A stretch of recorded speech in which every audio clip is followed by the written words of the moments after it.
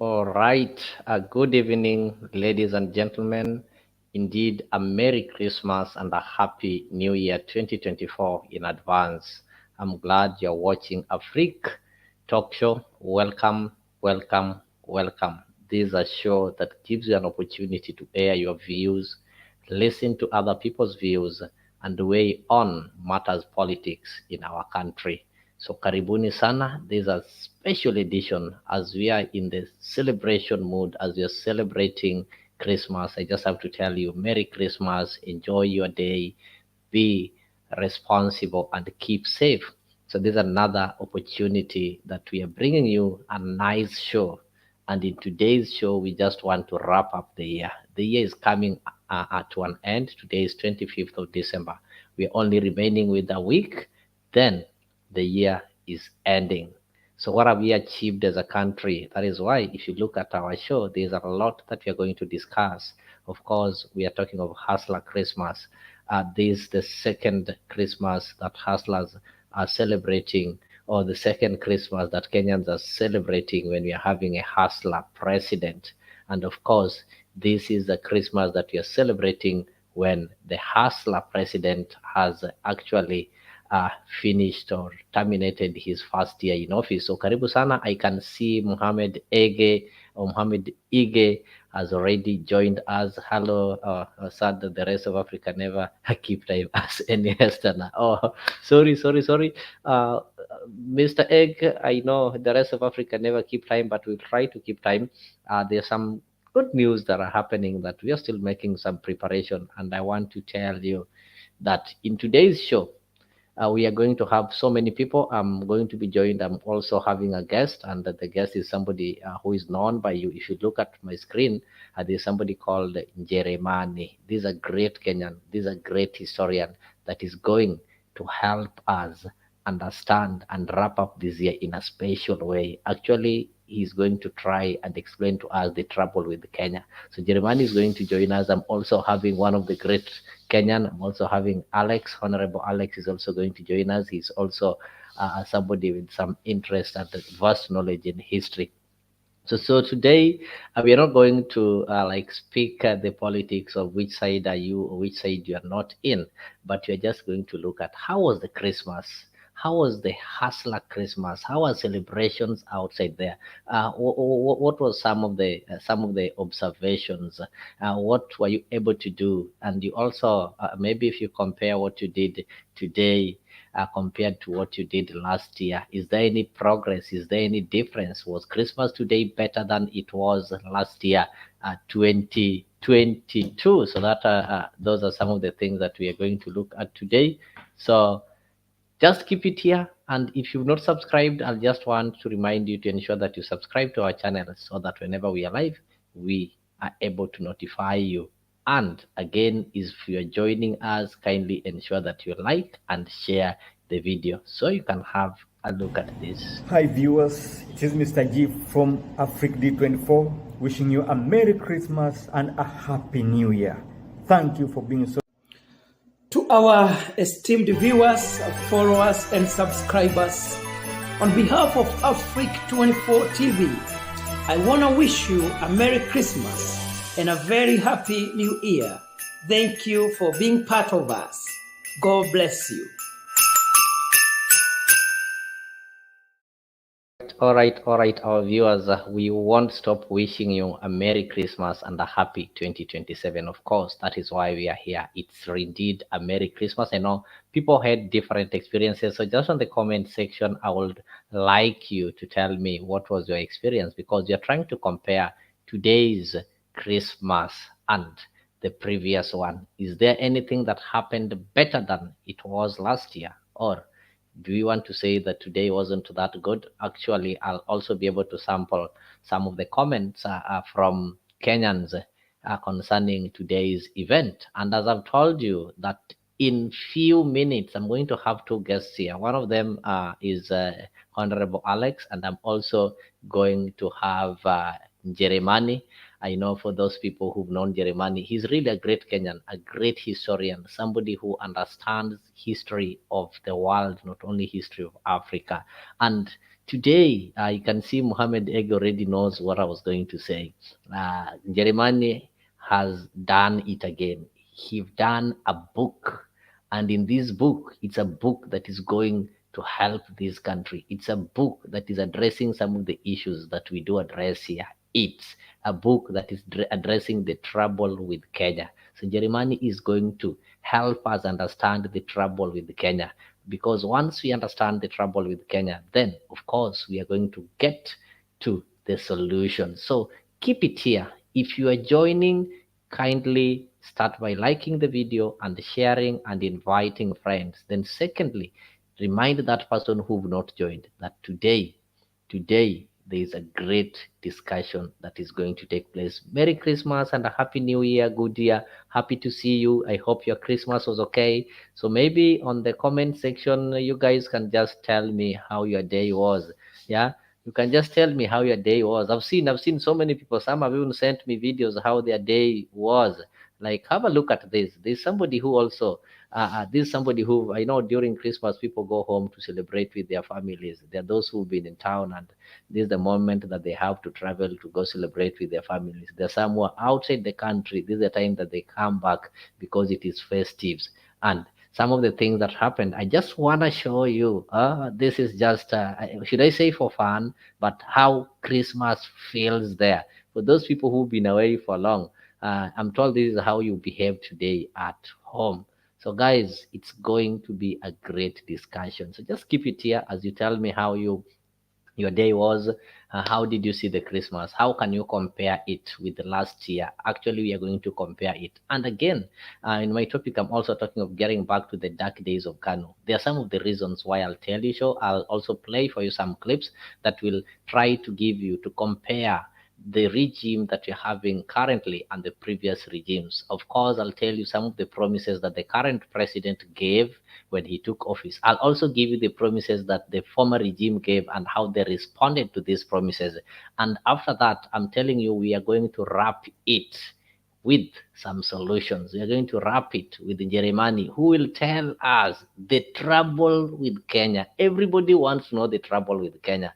And actually, after getting the trouble with Kenya, then of course, we will be able to know the solution to these troubles. Karibuni sana, karibuni sana, karibuni sana. I like the people who are engaging on the comment section. LX Media, you can see on the comment section, karibu sana, karibu sana. Na nimejua, you are going to join me shortly. Jeremiah is also on the way. And I'm telling you, if you've never enjoyed, if you've never followed the show keenly, today, look for a pen, look for a paper. I know the person that I'm going to host in this studio today. I know him very well. So if you're a student of history, come get some notes here. Otherwise, kuna mwingine pia alienda nyumbani. Wacha naonyeshe tu venye vitu ziko kwa ground. Kwa wale wajafika ushago, hivi ndio venye vitu. Single changa, single Look at that one with black and gold, the color combination. Oh. Oh my God, come closer, Auntie. I need to show my friends. I need to show my friends. We don't have such in England, you know. We are used to see them when they're already in the shop in the butchery. Yeah? Hey. Hey. My name is Flora. Oh my God. Look at that one in black and white. Look at that one. Shakao mashu. Tunaitiriwe ine murora gadai. Cuckoo? Cuckoo? Who's Cuckoo here, Auntie? Who is Cuckoo? She's calling Cuckoo. Is there any Cuckoo? No. Oh, so what are they doing? They are calling each other. That's the house. Oh. Oh.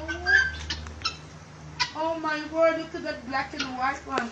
But it's dirty. Somehow it's dirty. You need to clean up this place, alright? Okay. You need to clean it up, okay? Okay. Yeah, you need to put... Yeah! Oh! To our esteemed viewers, followers, and subscribers, on behalf of Afriq 24 TV, I want to wish you a Merry Christmas and a very happy new year. Thank you for being part of us. God bless you. To our viewers, today is Christmas. At least you need to get something to, it's a Merry Christmas. You need to get something to make you happy. Christmas is not just about eating, just about drinking or eating what maybe you've never eaten for a long. Christmas is also about meeting your friends, meeting your family, just sitting together and telling those funny stories, reminding yourself of those olden days. Just from my video there, I can see there's some of the viewers who are really whose days have been made. Maybe your day was not made before, but this is making your day. So such are the things that we get back in the village. Yeah, when you come to the village and you talk in that kind of language, and the kids there, they listen to you. They see like there's somebody who even fear chicken. There's somebody who even like gets happy when they see or they feel the environment over there. So such are the things that are making Christmas. So I hope that you had a blastful one. I hope that you enjoyed your Christmas. So as I'm taking you to our conversation, I've told you this Afriq talk show, and in this talk show, this is the only talk show that we give you the only opportunity to share your views, to listen to other people's views, irrespective of your political affiliation, irrespective of what you believe in. It is at Afriq 24-hour TV. So if you've not subscribed, ensure you subscribe. Na kwa wale walifuatilia jana, they will tell you we gave a lot of gifts, we gave a lot of awards for our followers, and they now know that it feels home to be a subscriber, to be a follower of Afriq 24 hours. So if you've not done that, kindly, it's really important. And just to remind you, see it in our church, something is coming ahead, something great is coming, and next year is going to be bigger and better. We are going to have some insightful, some educative programs that when you watch this show, you'll never leave the same again. Back to what I was telling you, leo ni Christmas. I don't want to start with the promises. I just want to give you a speech that was given by the deputy president, telling us how they got empty coffers. So kwa wale mulipata kwa today maybe the celebration ilikuwa inawafinya, maybe kuna empty coffers somewhere. As I welcome, I already see the panel is full. I have Kenyan Mandamano, I can see Geoffrey Mburu, and I can see Honorable Alex. Wacha niwafungulie kiwanja. President Mwai Kibaki became president in 2003. He found a worse situation than we found. People had huge expectation. My headline ilikuwa naangalia ya 204, 205. Walikuwa wanapigia Kibaki kelele wakimwambia yeye ni bure. Wakasema wewe umeongea, ameleta VAT, Kibaki ndiye alileta VAT. Alikuwa anachukua kodi. Akapigiwa kelele 204, 205, 206, mambo ikaanza kubadilika, watu wakanyamaza. Ikifika 207 watu wakaamua Kibaki arudi. By the time Kibaki alimaliza miaka yake 10, President Mwai Kibaki was a hero of this country. The same thing is happening today. Mimi nataka kuambia nyinyi watu ya nyumbani, hakuna shida, tulipata nchi. Hakuna shida, nataka kuambia nyinyi watu wa nyumbani. Watu wa nyumbani hapa, mimi nazungumza na Wakenya. Sasa watu wa nyumbani sio watu wengine. Watu wa nyumbani ni wewe mtazamaji. Ule mtu ambaye leo anatazama Afrika, ndio mtu wa nyumbani. Kwa maneno ya naibu rais, amesema hakuna shida. Kibaki found empty coffers, worse than what William Ruto and Deputy President found. He said it was worse. Watu wakapiga kelele, Kibaki introduced VAT. Then mukapiga kelele 202, 203, 204, 205, 206. Those were 4 years. Then 207 mukaamua sasa hamtaki Kibaki. Kibaki akajileta. Na sasa hivi Kibaki ni hero. Then that is what is happening in the country now. Wamepata coffers iko empty. Sasa mshapiga kelele 2023, bado mtapiga kelele 2024, mtapiga kelele 2025, mtapiga kelele 2026, 2027 mtahamua hamtaki William Ruto. Na If what the deputy president is saying is what we go by, then mtaamua mtaki William Ruto na William Ruto atajileta na miaka ya baadaye atakuwa ni hero. Hayo sio maneno yangu. They are not my words. Those are the words. I'm just paraphrasing what the deputy president have said. So let me welcome my panelists here just to say a word, just to greet you and maybe tell you, wish you a Merry Christmas. It has not yet ended. There's some people who are starting it now, and wish you happy 2024 in advance. Then I'll just ask them to maybe give me a short comment on what the deputy president said. Wasisemi maneno mingi, manake tunaendelea mbele na tutazungumza. Wacha nianze na wewe. Unaona nani? Wacha nianze na Geoffrey Mburu. Yes, how are you, sir? Fine, thank you. Good evening or good afternoon or good morning from wherever you are. I know we are in different time zones. It's evening here. Yeah, here is afternoon. Merry Christmas. Yeah. Merry Christmas too, yeah. Hope you have enjoyed some chapati. Did you go home or you are still far away from home? I'm really not home, but when I join you guys here, I know I'm home. When I see you here, I know I'm home. Thank you so much. Yeah, I may not be in a position to say much. I'm still at work. Today I decided to work. I don't even want you to say much. I just want you to greet the viewers, wish them a Merry Christmas, wish them New Year, and just ask one sentence comment. I'm coming to much. If I allow you to say much, people will not talk. Yeah, I don't have much actually. Even my phone is running out of charge. But I thank God for giving us this opportunity to once again celebrate Christmas. Merry Christmas to our viewers, the viewers of Afriq 24. We value you so much. We cherish you. You are very, very important. Thank you so much, Mr. Leo, for the good job that you are doing. We always enjoy listening to you and following your debates. Thank you. May the good Lord bless you and all your followers and the viewers. Yes. Thank you so much. That is Mr. Geoffrey Mburu. Mr. Geoffrey Mburu is one of our panelists here, a great man, a man of God, who sometimes when we go astray in politics, he needs to cool us down. Kupitia neno la Mungu. Let me welcome our one and only Kenyan Maandamano. Sijui kama mali yuko kuna giza. Umejua mahali tuko siku hizi Kenya, unaweza amka kidogo unasikia kuna giza, kidogo unashindwa ni nini naendelea. So Kenyan Maandamano, if you can hear me, good evening from East African time. Thank you, Leo. Pahali niko siwezi kujionyesha, tafadhali mniwie radhi, lakini nilikuwa na jambo moja. Tunakusikiza, hamna shida. Asante sana. Thank you so much. Merry Christmas, Kenyans, wherever you are. And we look forward for a prosperous 2024 year coming. It's just at the corner. Asante, Mr. Mburu. I can see there is somebody with the A. I don't know whether it's Alex or who is that. And the other one, I don't know. I can't see these names. They are very tiny. But I know the voice of Leo and the face of Leo. I say hi to you all. Merry Christmas, guys. And God be with you. There is one point I just want to make before I disappear or before I close up.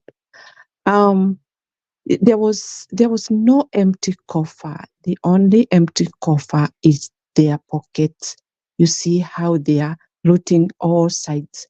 So we should not be lied on that the coffer was empty. It's them who were empty. Their pockets were empty. That's why they are looting everything for Kenyans. And that's why Kenyans all over the country are suffering, being intimidated and made to beg what to have for this Merry Christmas and the coming New Year. Mimi naomba Mungu aturehemu na atuonekanie, kwa sababu hii shida, it's a self-intended problem. Asanteni sana kwa kunisikiza. Muwe na wakati mwema. Thank you very much. Kenyan maandamano, kabla uondoke, ningependa tu kujua maoni yako kuhusu, there's something that has been said that after he said Kibaki also found empty coffers and people complained. And towards the end, towards the 2007 elections, people rejected Kibaki. And today Kibaki is a hero. And you've said Kenya is experiencing the same with the current president. So what is your take? Because if you say Kenya is experiencing the same and we are going to undergo the same, if I remember what happened, people rejected Kibaki, but Kibaki came back and forced himself as a president. Does it mean that the deputy president is trying to tell us that such a thing is going to happen in 2027, like we are going to reject President William Ruto, then he is going to get ways of forcing himself back?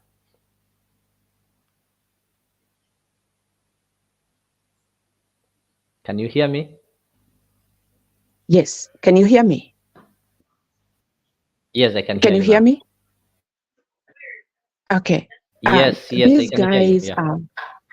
guys these guys are campaigning. They are making sure to let people see things which they can't remember, and they are putting that you have to allow these dubious fake government to continue for another term. That is exactly what they are doing. They are campaigning. They are not doing anything. They are not working to see Kenyans safe. They are campaigning using very bad language and very bad that situation of Kibaki. Kibaki never did anything like what they are doing to us.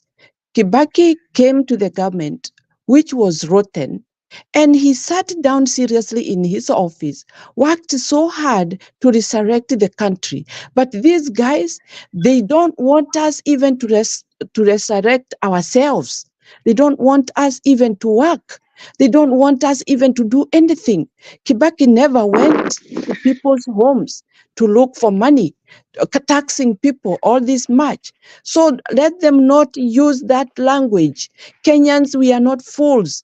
Don't listen to these hooligans. They are talking to us like we are stupid. We know all those governments, how they went. Kibaki did his work seriously, diligently in his office. He never campaigned. And I suppose, if I'm not wrong, Kibaki came back to the second term because of the work that he has started and how people saw him working so hard and making the country. However, how Kibaki got into that government, he showed diligently ready to work for Kenyans. He never ruined their life. He worked for them and he supported them. And that is what I understand. That's what I stand with. These are horrible creatures who are trying to make themselves better, but they are worse that we have ever experienced in our country. That's all I can say, Leo. Thank you. Thank you so much. And again, thank you for your time, and Merry Christmas and a happy 2024. Let us hope that things are going to be better come 2024. Mr. Alex, welcome, and thank you for joining this show. I know you are not well. You are getting some treatment, and I just want to appreciate you for taking time, even on your sick bed, to come and participate and contribute to the matters of this country. So karibu sana, you can just say hi to our viewers. Then, yes, Kenyan Mandamano, you were saying something? Yes, I was just calling for my cowboy number 2. Merry Christmas and Happy New Year. I'm sorry, I didn't know you are not feeling well, but I'm happy you can make that sound we can hear. Thank you so much, Leo, for that chance. Thank you. Thank you so much and welcome. So Alex, karibu sana, uwanja ni wako.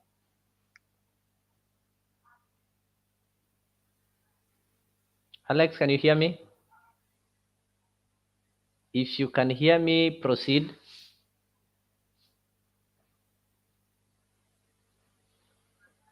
All right, guys, I think it seems Alex is still trying to get connected.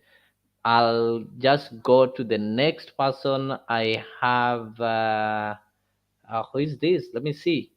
Angela Sindani. Karibu sana kwenye Afriq Talk Show, and feel welcome, feel home, feel free to share your views, feel free to speak to your fellow Kenyans. Karibu sana, Angela. Asante. Mnanisikia? Unasikika kabisa, unasikika kabisa. Haya. Merry Christmas to you all. Merry Christmas. Merry Christmas too. Merry Christmas too. Unasikika. Merry Christmas, Angelo. Nimeamuru watu wakusikize. Sawa. Nashukuru Mungu tukipatana hivi tunasema ni asante. Maana si kwa nguvu zetu bali ni kwa neema yake ndiposa tunaweza patana hivi na tukaweza kuongea, maana ametupa pumzi yake ya bure. Mimi naweza sema ya kwamba tunamshukuru kwa uhai wake licha ya changamoto tunazozipitia. But what I know is that tunasema tunatarajia 2024 iwe mwaka wenye mabadiliko.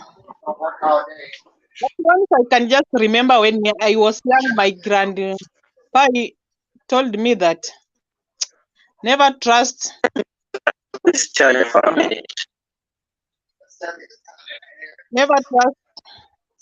anybody from the sitting president's tribe. Na ninaweza kuwa nimeshika kwa alama ya Tomaso. He told me that he had friends, but during the clashes of 1992, the friends whom he used to eat with are the ones who looted his home. So, nikiangalia venye Ruto anaongoza Kenya na madharau na kifua, nikarikumbuka tu babu yangu aliniambia nikiwa mdogo. Na nikaona in Kenya we are in a hole that it only needs God's grace and prayers for us to be out of that hole. Bure si rahisi vile tunafikiria. Ni ngumu. If a president can just stand on a platform and say, simuliona niliapishwa na nikapewa sword, kwani ilikuwa ni kisu ya kukata sukuma. How can you compare that talking with Kibaki? Kibaki never used such a language. He used to call Kenyans with a humble, yani unaona ile lugha ya kunyenyekea, awe chini, like an apologize kama kuna mahali amekosea, but this guy is not ready to apologize. Hayuko ready kushuka chini, hayuko ready kusikia mwananchi. So nini ingine tunaweza kuwa tunataka kwake? It's only we wait for 5 years iishe. We know he will use his force kuingia tena, but this time round it will be hard for him to retain that seat, and he knows himself. You cannot be taxing each and every corner. Hata ule mkulima wa kuku unamwambia anafaa kulipa tax, then you expect the same person to come and elect you. Is that person really mad or he's mentally sick? Ndio akurudishe huko. So hata Mudavadi anajua ya kwamba kuna mahali wanakosea, lakini sasa ni vile, when you are supporting somebody and he has given you something, you can't oppose him, because when you try to oppose him, hiyo kitu unanyang'anywa, unawachwa pale, unabaki bila chochote. And that is the thing, and that is what is happening in our Kenya government. Like the other day, I was at Mama Lucy Hospital. I have a cousin of mine who works there. He's a nurse. He told me, Kuso, wacha kuona Matrucks zimebeba madawa, then you think that CS for Health is working. No, these are just albendazole and paracetamol. You can just Mama Lucy Hospital being given albendazole and paracetamol, and you expect the hospital to be working. Wagonjwa wanakufa pale, so mtu anakuuliza nitamtibu na dawa gani? Nitamfanyia first aid na dawa gani, na wameleta paracetamol na albendazole? Kuna kitu tunafunikwa. Na tusipokuwa macho, tutafunikwa. Kesho utasikia tu Kenya imeuzwa China. Nafaa tuhame na tukose pa kuhamia. Kwa hayo machache, Mungu amani akaweze kuwabariki. Thank you so much for your contribution, and we really appreciate. Even as I'm planning to welcome the person we've been waiting for. I told you today I'm having a special guest. Of course, everybody is special. It is a Merry Christmas. It's a festive season, and I'll not stop wishing you a Merry Christmas and a happy 2024. So even as I'm planning to welcome the man who is going to take us through, if you look at the show, we are talking of the trouble with Kenya. All these guys who are speaking, I've listened to Allah, I've listened to our mom, Amanda Mano Kamili, I've listened to Alex previously, I've listened to Geoffrey Mburu. All these people are talking about Kenya.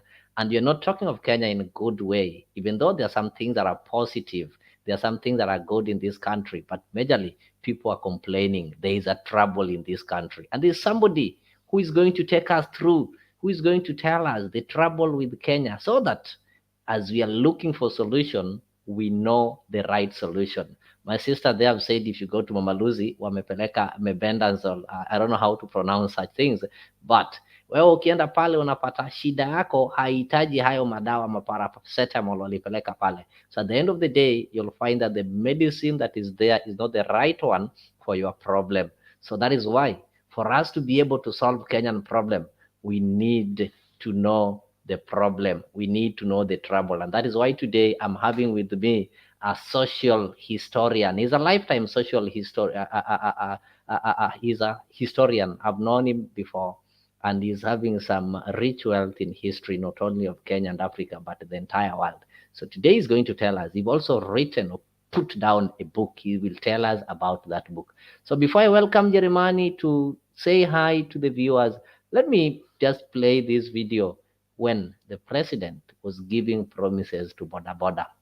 When he promised them, he knew the problem of Boda Boda was this, a lot of taxes or such kind of things. Then from that, you, the viewers, will be the judge. You'll tell me, did he do it or he didn't do it? So I'll just play that because I was looking at some of the comments that I displayed there. The Boda Bodas and the Mama Mboga are the ones who are saying that, you see, this Christmas, we don't have something to celebrate. Tutaenda kazi kama kawaida, manake January. They don't call it January, Geoffrey. They changed the name. It is called January. So they said in January, when loosely translated, it means hunger is coming. So they have to get prepared. So have a look at this. Because many of the Boda Boda people told me that they were being asked to pay between 400 and 500 shillings every day.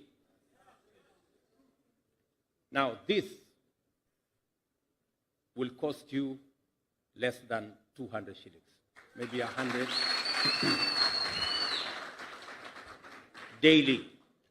Because of interest, many players in that space, because of many factors, exposure, many issues, were charging anywhere between 50 and 60% interest yearly.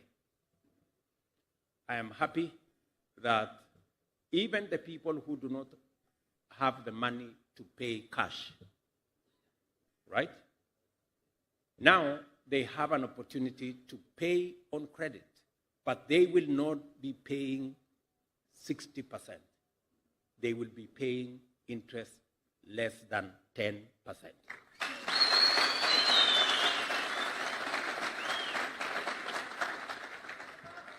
So this motorcycle,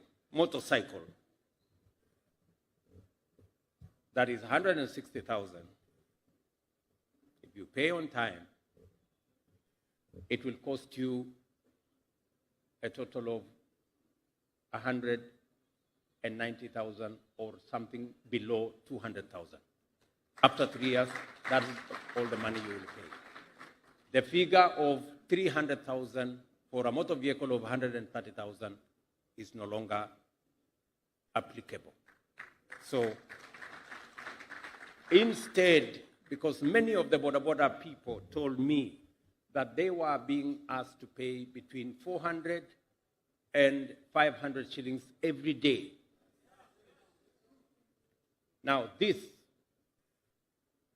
will cost you less than 200 shillings, maybe 100 daily. Let me tell you another good story, right, about e-mobility. The other good story about this e-mobility is that the battery that you will use is going to cost you half the fuel that you would use. For 70 kilometers, you will only pay 215 shillings.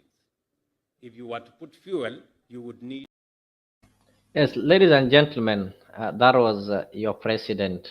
I don't know the situation outside there. Sijui kama mmepata hizo pikipiki za stima. So those people who operate bodaboda wenye wako hapa, mtaweza kunipa jibu. Bwana Jeremani, karibu sana. Merry Christmas and a happy 2024 in advance. Welcome to Afriq 24 Hours TV. I know this is your first time and you're going to give us your maiden speech or your introduction. Though some of the viewers here, they've heard you before. So it is good that you have time and now you can be able to speak to your fellow Kenyans. Karibu sana.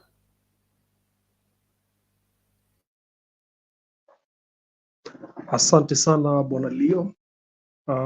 It is indeed, can you hear me? Thank you. I can hear you. I can hear you clearly. It is indeed a pleasure to be with you on Afriq 24. I'm so used to meeting you on another channel. So even when you sent me the invite, I went to that channel first and I was wondering where is the link until you were able to share with me privately. So thank you for the invite. Jeremani is my name. I am, or at least I call myself, a social consciousness theorist. In other words, I try to pick lessons from society and then dive deep into history to try and make connections as to what the lessons in the current state of society are versus what history tells us about the current situation. So you'll find that in many instances, I always rely on history to inform my thought process. And you'll find that many people will also criticize that approach by saying, what does history or what was done in the past have to do with the challenges we are in today? And the risk that I always face, or someone who has branded myself as a social consciousness theorist, is that my thoughts are always not deemed to be realistic. My thoughts are always deemed to be idealist. But I always say that we need the space for realists, we need the space for pessimists, and we need the space for idealists. So I've opted to play in the idealist realm, which of course invites or invokes a lot of criticism, because most of the challenges people face are not within the idealist space. Most of the problems people face are within the realist space. And then you find that if I'm trying to share an idealist perspective of what things could be while borrowing from what things would were, then you find that you invite a lot of pessimists who will certainly not factor that there is space for every other perspective informing opinion. So in a nutshell, Jeremani is a social consciousness theorist.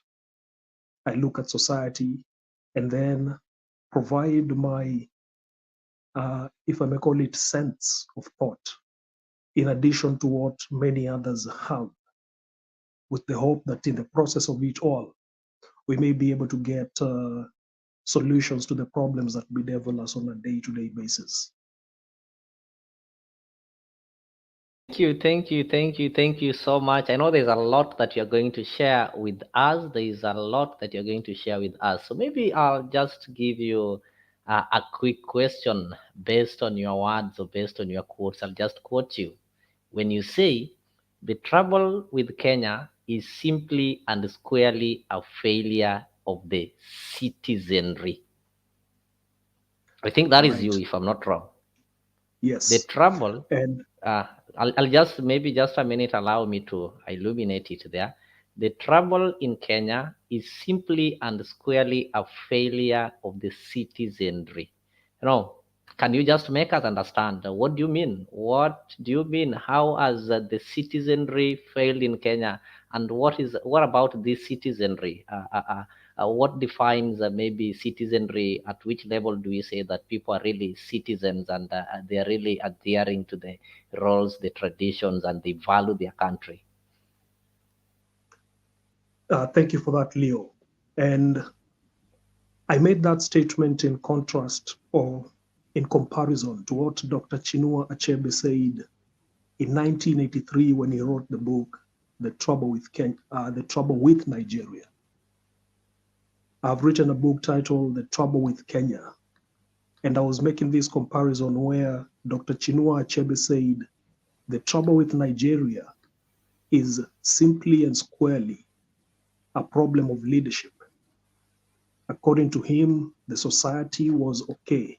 It is the leadership that had or have, or at that instance when he was writing, were the cause of the problems that Nigeria was facing at the time. And I made my statement in comparison by saying the trouble with Kenya is simply and squarely a citizenry problem. And let me explain what I meant by that. The 1963 Constitution had its first, if I may call it, chapter as a citizenship. And why was that so? You see, at 1963, we were coming off the yoke of colonialism.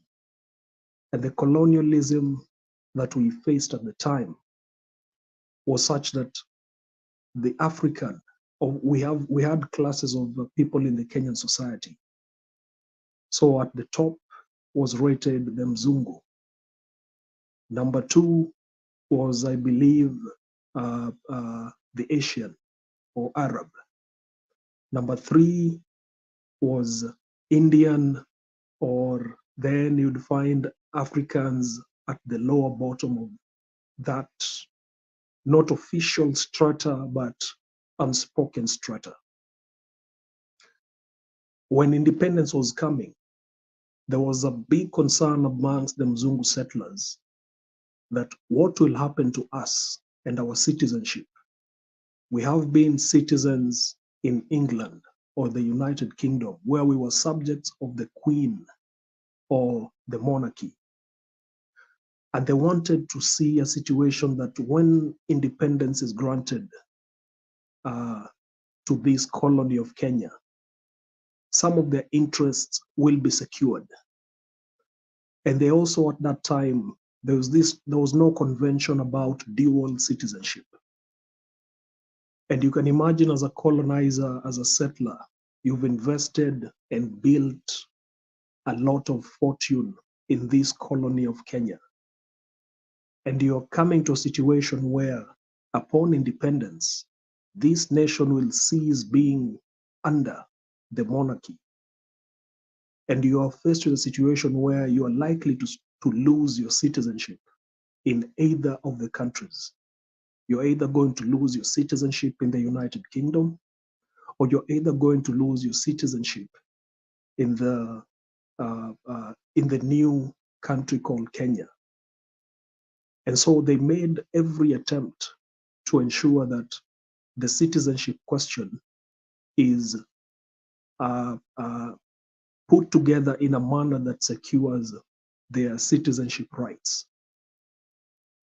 So that at 1963, upon independence, the Queen ceased being the sovereign of the new republic, or the new country called Kenya. Remember, we were not a republic yet. But at 1963, we were granted internal self-government. So at 1963, we were still what is called a constitutional monarchy. So our head of state was still the Queen, but our prime minister was Jomo Kenyatta. And then he was head of government. At 1964, we effectively became a republic. And then we had a president who was also head of state, commander-in-chief, and head of government. I'm just giving the background to the 1963 Constitution and where the subject of citizenship I get you. started. That is true. Yes. Appreciated. So come 2010, we decided that we want to have a new constitution, because the 1963 Constitution largely gave us our own form of government, our institutions to govern ourselves. But over the years, many people discovered that it seems that this constitution is very oppressive to the wananchi. And then we made very deliberate attempts to ensure that it is well understood that the powers that are enjoyed by institutions, the powers that are enjoyed by the various offices are delegated powers. And who delegates these powers? The people of Kenya collectively exercise sovereignty. And it is this collective sovereignty that is then delegated to institutions like the presidency, like parliament, like judiciary, like the independent commissions that we have. All those powers they exercise as trustees or stewards of the Kenyan sovereigns. Coming back to what you asked, why do I say the problem or the trouble with Kenya is squarely and simply citizenry, is squarely and simply on the citizenry? I say that because collectively, we are known as the sovereigns. Collectively, we exercise the same power the monarch of the United Kingdom and any other monarchy exercises in the world. We exercise ours collectively, while they exercise their sovereignty individually. We have never understood that concept of sovereignty, or at least been able to understand it to the extent that we're able to exercise it in a way that ensures the best interests of us as the citizens. And that's why I came to the conclusion that the problem or the trouble with Kenya is squarely and simply a failure of the citizenry. If I may pose a question and probably even invite you to extend Proceed. this question to the audience. And I think I might have even asked you this question in the past. So in case it is a question you believe I've asked you in the past and you got the answer, keep quiet and let others then throw in their thoughts. And the simple question is this: how many rights does the Kenya Constitution provide you as a citizen of Kenya? Just the number.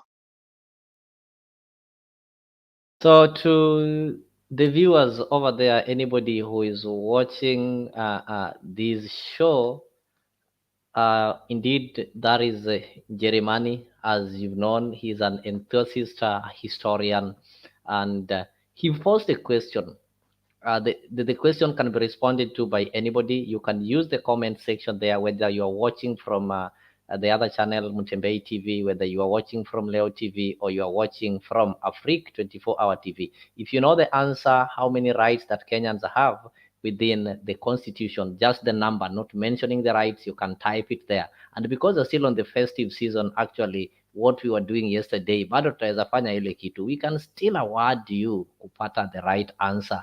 And of course, Jeremani launched his book today. You never know. We are going to make arrangement and ensure that some of you get some free copies. So this is an opportunity to get a copy. How many rights? And to the ones who are with me on the panel here, you can also try to give some answers to the question. So I think, Jeremani, as I'm waiting for the viewers to give response, I have Kenyan Mandamano. I'll give her an opportunity because you've also mentioned something concerning the sovereignty of this country. And all along, we've always been talking of Kenya is a sovereign country. And Kenyan Mandamano, from the name she is using, Mandamano, we normally base it, we normally argue that we have this as a right in the first chapter of the Kenyan constitution, which declares that Kenya is a sovereign country. Maybe she can be in a position not only to give you an answer, but she can be in a position also to say something concerning the sovereignty of the country. And I know, of course, as we proceed, you're also going to expound. You've talked of the citizenry. Remember that the new constitution, the Kenyan constitution, chapter 3, is also talking of citizenship, just as the independence constitution, the one in 1963 that you are talking of. So Kenyan Mandamano, if you can get me, I think you can just turn on your mic and give your response. If you know there's rights, maybe unaweza tuambia. If you don't know the rights, I know you have something to say. Kenyan Mandamano, are you there?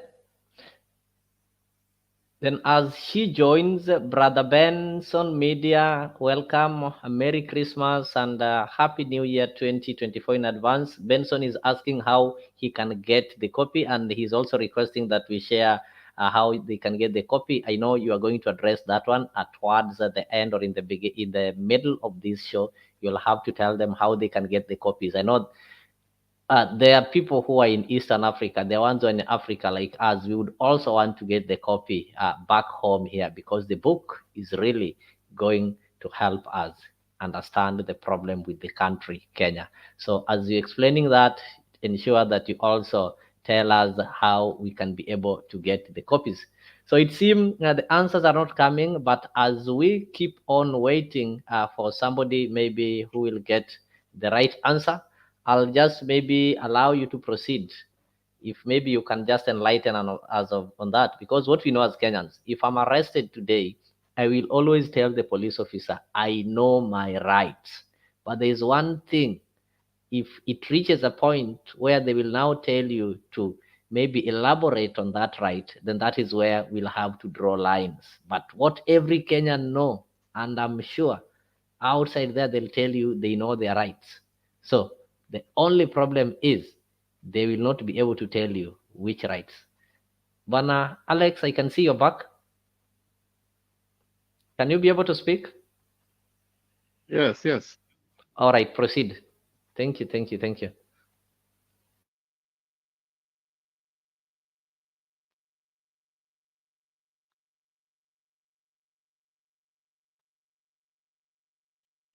Alex, if you can maybe hear me, you can proceed. And Brother Ben, I think you've been answered there. The book is available on Amazon in paperback and ebook. So I think we'll try to explain more about that as we proceed. So don't worry, just keep it here. We'll get in touch and we'll ensure that every Kenyan gets a copy so that we can be able to come up with solution of this country together. So LX Media, I can give you that opportunity to say something.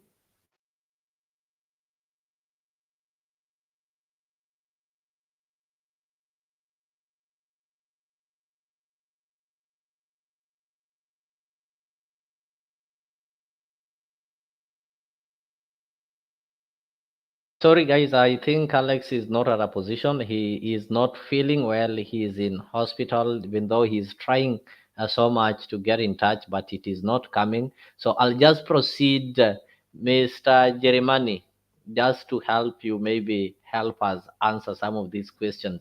I'll just pose another question to you, and not that forgetting that you still have something to say regarding the first one. You've started developing really very well, trying to make us understand what citizenry is.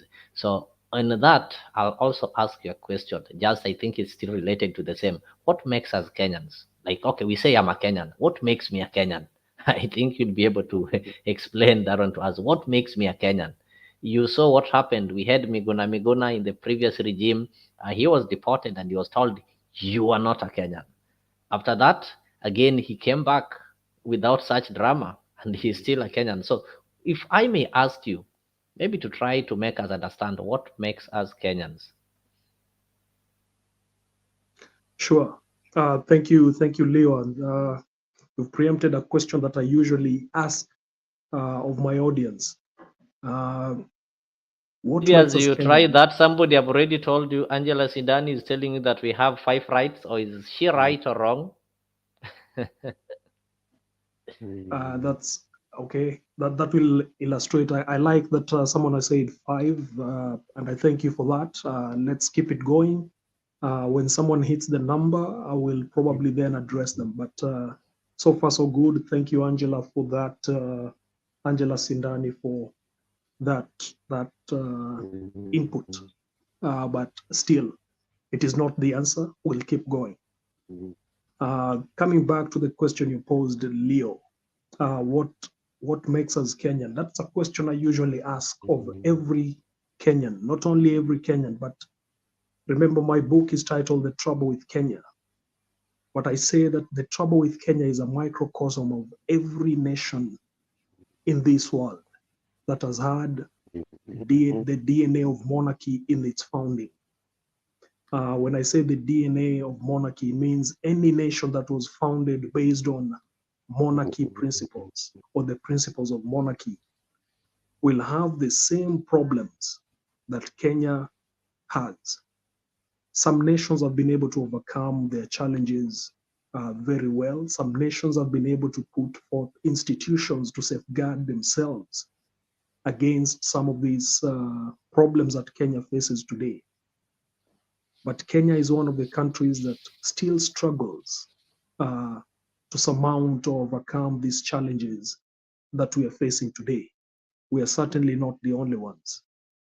When I ask the question, or at least when you pose the question, what makes us Kenyan? I have been asking this question of my audience, and I find that I get the following as responses. And likely, if you are to pose to citizens, they will give you the same response. One response people give me is that I was born in Kenya. Second response people give me is that I have a national ID that says I am Kenyan. Third one is the passport. Another one is the birth certificate. A fourth one is that their parents were born and are citizens of Kenya. Sure, those rightly qualify you as Kenyan from a citizenship and legal standpoint. But does it mean that in the absence of these identifiers, you will cease to be Kenyan? And I say this because we have citizens of Kenya who have dual citizenship in other nations. And then you are to ask yourself, have they lost their Kenyanship? If I may use the term in that connotation. Are they no longer citizens? Because you don't have your passport, your identifier, which is probably a national or driver's license, gives you rights in another nation. You probably pay taxes in another nation. So are you no longer Kenyan? And I ask this question because in the book I explore the point where the boundaries were established for us, that from this point or this latitude to that latitude, you're Kenyan. And our Kenyanness seems to be a product of boundaries more than a product of conscious discussion and determination, so that we only identify as Kenya within the borders of the country and nowhere else. And within the borders of the country, we likely start identifying ourselves by tribe more than anything else. So without over disclosing what the contents are in terms of discussion, the subject of what makes us Kenyan is something that I continue to explore even to this date. And not to put Kenyans on the spot, because I've met Americans and I ask them what makes you American. I've met Canadians and I ask them what makes you Canadian. I've met people from England and I ask them what makes you Irish, what makes you Scottish. In many instances, people are not able to give uniform answers, because you'd expect that if the convention is established that such and such a person is German, then everyone should be able to give the same response as to why they are citizens of that particular nation and why they call themselves such and such a nationality.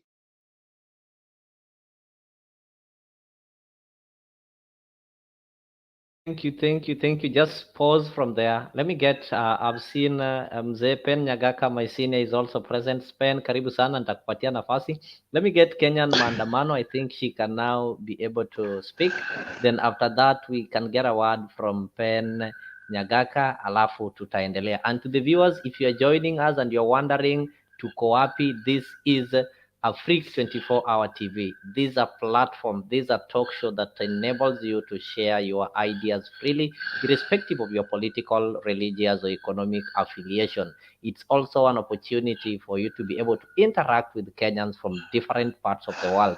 And that is why we do say we are connecting you with African stories. So keep it here.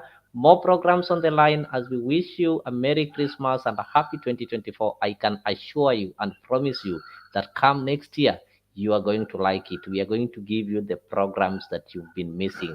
We are going to give you some of the programs that are going to remind you of history. Like today, we are hosting Jeremani, and he's really trying to tell us that for us to understand the problem of a nation, for us to come up with solutions, first of all, you need to look at the historical background.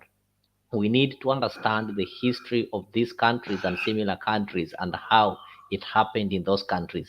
It is not enough to say that Singapore was in the same economic level with Kenya at independence. It is not enough to say that Kenya provided Malaysia with food aid. It is not enough to say how we were in the same position with South Africa.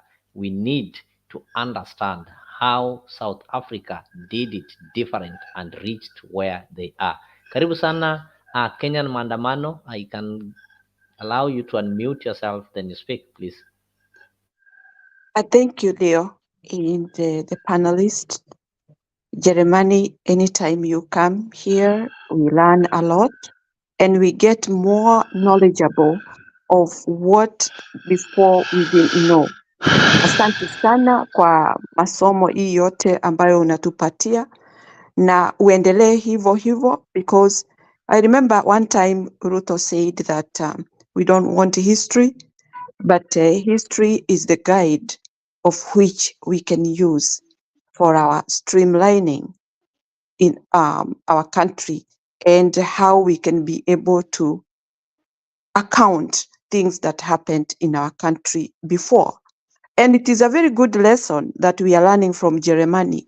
Thank you very much that we have such a guy that is really, really efficient and ready to tell us more that maybe somebody has not understood or what you have never heard. And if people comes and listen to this kind of a lesson, I think we will get to a humble understanding of what we need to in our country and how we need to continue or what we need to discontinue.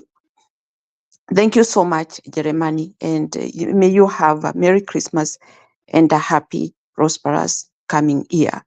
Now, I would say we have many rights, but I remember a few. I know we have a right to protest, right for free expression, and also free speech. And I think there are more. I can't remember all of them, but I have a list of all these, but I can't remember right now all of them. But let me say this. What mostly I catch up on this is that if we are not able to express ourselves, if we are not able to protest of what is not right in our country, what are we? What are we there for? What are we doing? Protesting is like correcting the mistake that is going on in our country. Protesting is when people feel the government is out of touch with them. And that is what the government should really sit back and listen to the wananchi, who are the employer. But if you are shut up not to air out your griefs, your wants, your needs, your everything that is really putting you at bay, what are you? Sasa vile tunaendeshwa ni mambo ambayo inatulemea. And as Jeremiah put it, citizenry, it doesn't mean that I am a Kenyan. That's not enough. Being a Kenyan is by all rights that really governs in the country that does not oppress you. Because oppression, once it is engaged, Kenyans are deprived so many rights of which they should exercise. Na kwa hivyo nasikia huzuni ninapoona Jeremani anaongea mambo ambayo imefanyika na ambayo ingesaidia nchi yetu, but the person who is leading the country has already opposed it a long time before even it is brought on the table. So what are we expecting? It's misery. Na hii misery itaendelea kama huyu mtu will not change his way of leadership. Mimi nimekaa na hii jina maandamano because I believe many countries maandamano imeleta change. Maandamano imesaidia watu kuelewana. Na hata hiyo leadership ambayo iko kwa nchi, ikisikia kuna maandamano, they ought to listen, and whether it is a logic thing people are complaining of or they are protesting of. So this kind of acts that people have, especially let me say in Kenya, right now the government has kept people, fear that they cannot protest. Who is going to protest for them? When is the government going to know the pain people are going through or the problems people are facing? How would they know? They don't go around asking people, do you have any problem? Can you tell us what you are going through? They will not, because they know the problems are there. And that is what they are trying to oppose. That is what they are blocking. And that is why they are not giving people a chance to air out their grievances. And the moment they air out their grievances, they become enemy of the fake leadership which is there. That is the problem. And that is where you feel like you are not a citizen of that country, because where do I go to complain? Where do I go to get served? Where do I go to get treated nicely as a Kenyan? That's your country. Where else? So, Jeremani, I congratulate you for all what you do. In fact, every time you speak, I always grasp something and I keep it with me. And at this moment, we are going to a new year whereby people right now, they are very, very unhappy. They have not celebrated Christmas as usual. I believe that is not what they expected. And right now, the most big problem is ahead of them, because new year comes with new things. And those new things, they are already aware that they have a big, big problem, especially for education. Mimi nitaachia hapo nikijaribu. Thank you so much. Umeuliza swali lingine mzuri, and I know Jeremani, you note it down, you are going to talk about it. She talked of something called mandamano. And if I put it in some maybe right vocabulary, in mandamano, the people who participate in mandamano, whether true or not true, they describe themselves as patriots. And when I talk of patriots, this is a larger term that is used to refer to people who are really, when you're patriotic, you have the love for your country. We know there are patriots who've been acting on the ground, like the ones who go for the demonstrations. We have people who take cases in court, like currently the Busia Senator Okiya Omtata, who will really fight within Parliament. And if things are not working well in Parliament, he will still go ahead and pursue it in the court of law. That is, he'll do it free of charge. Nobody sends him there. We also have patriots, people who call themselves patriots, and I really want you to address this. We have people, I'll give you an example. There's one Miguna, he calls himself a patriot. But why is it that these people, they're not making that great impact? Because if you look at the countries that have been liberated economically and even politically, they are patriots who did much that impacted the society. They did much that people would relate to and people would join in their struggle.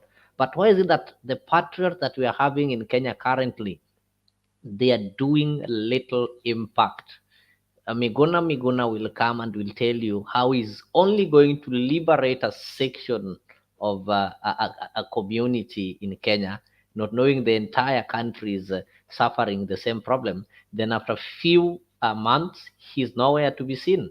We've seen so many groups, so many lobby groups coming up, but after a few months or after a few seasons, they are nowhere to be seen. We saw the Katiba Kenya, that's a group that had people like Muhisa Kitui, people like the former Chief Justice William Mutunga.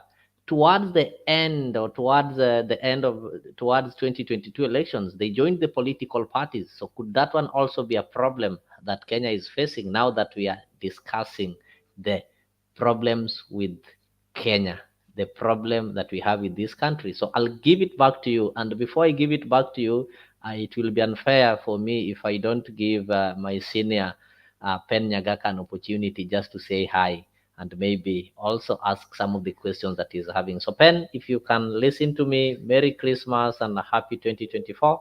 Just unmute yourself and say a word. Kijana yangu, habari leo. Merry Christmas and Happy New Year. Merry Christmas. Sasa hiyo mzuri sana, huyu ameandika kitabu Jerumani, na nilikuwa nataka nimuulize anajua what happened in Christmas of 1972. Christmas of 1972.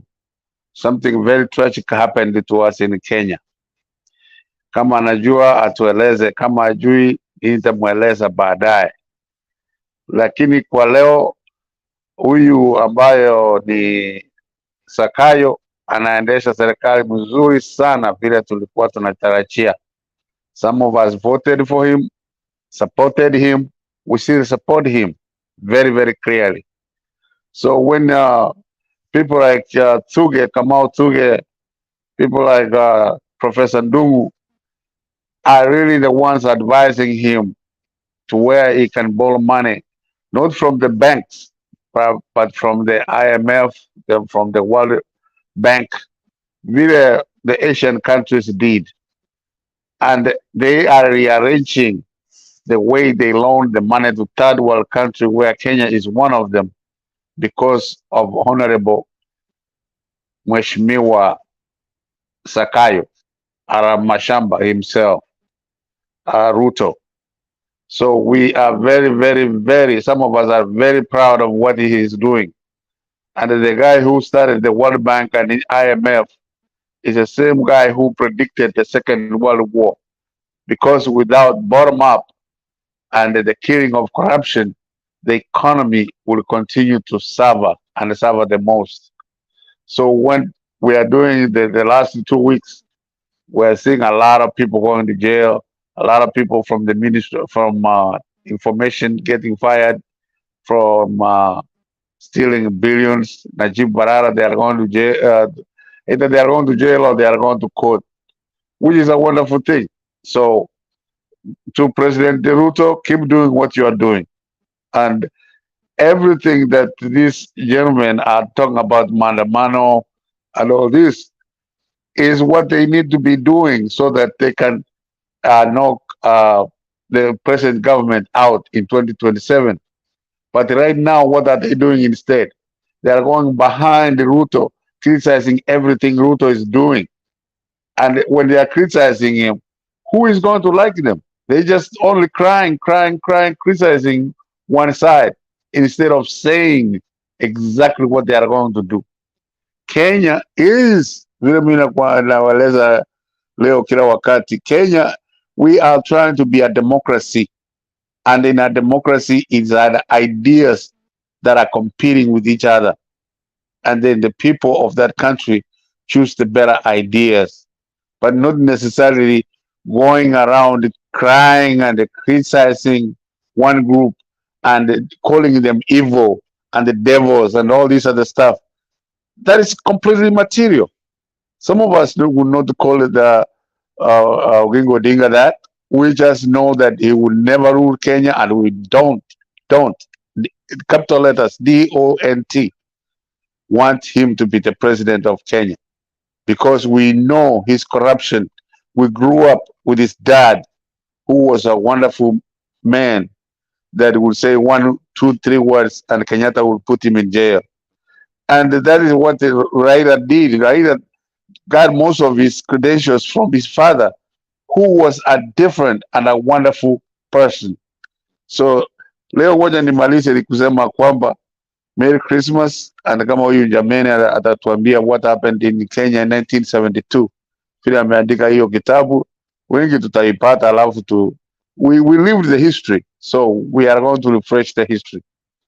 Hiyo ni kusema tu leo, without repeating myself, we are very proud of what Ruto is doing, and Ruto, we hope next year in January he goes to 5, 7 countries and keep promoting who we are. And if you see the Indians and the Filipinos, they're everywhere in the world.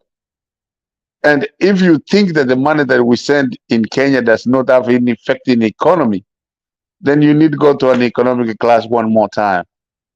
Thank you very much, Rio, na asante sana kwa kufungua siku hii ya leo ya Christmas. Thank you. Viewers, followers, subscribers, and of course fans of Afriq 24 Hours TV.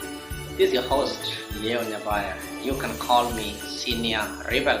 I'm taking this opportunity to wish you a Merry Christmas and a happy and prosperous 2024. Let us meet here in 2024 and interact at Afriq 24 Hours TV. Thank you, and keep watching Afriq TV as we connect you with African stories.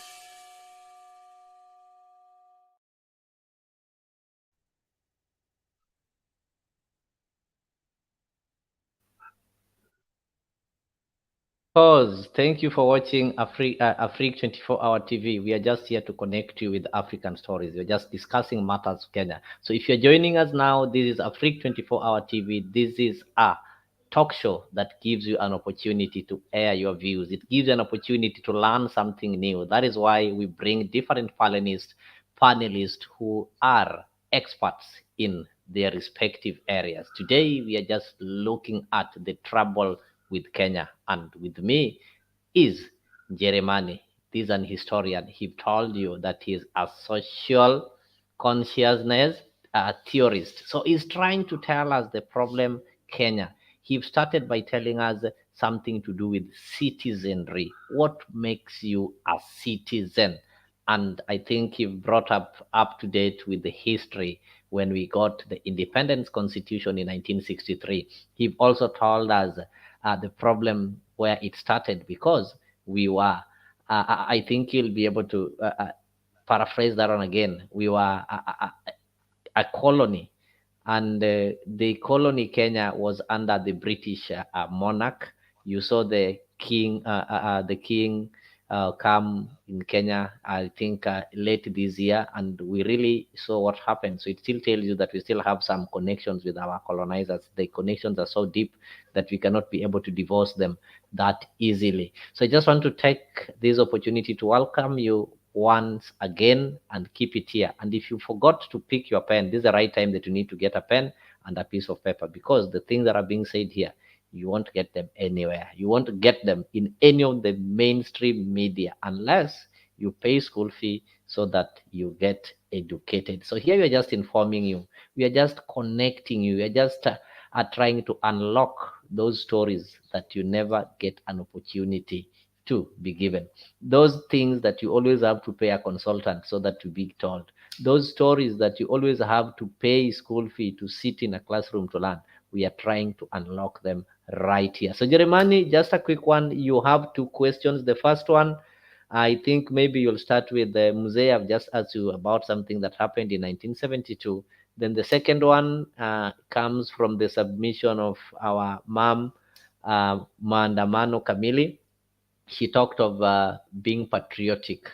And I think in your submissions or in your writings, you've always talked of how patriotism can be used to save a country. So why is it that if you look at our country, Kenya, like I'll just ask you, you'll have to give me your opinion. Can you tell us that the country has really had some patriots who've done something impactful, or we also have patriots whose impact cannot be felt in the country? So I think those two are enough for now as we proceed.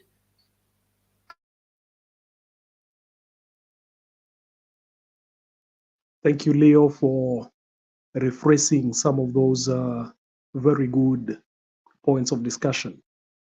One of the first things that, or at least you presented, that I need to address, and before we lose it, is the question I posed about how many rights. And I'll give you the number is plainly, and if you remember the 10 commandments, they're called the 10 commandments.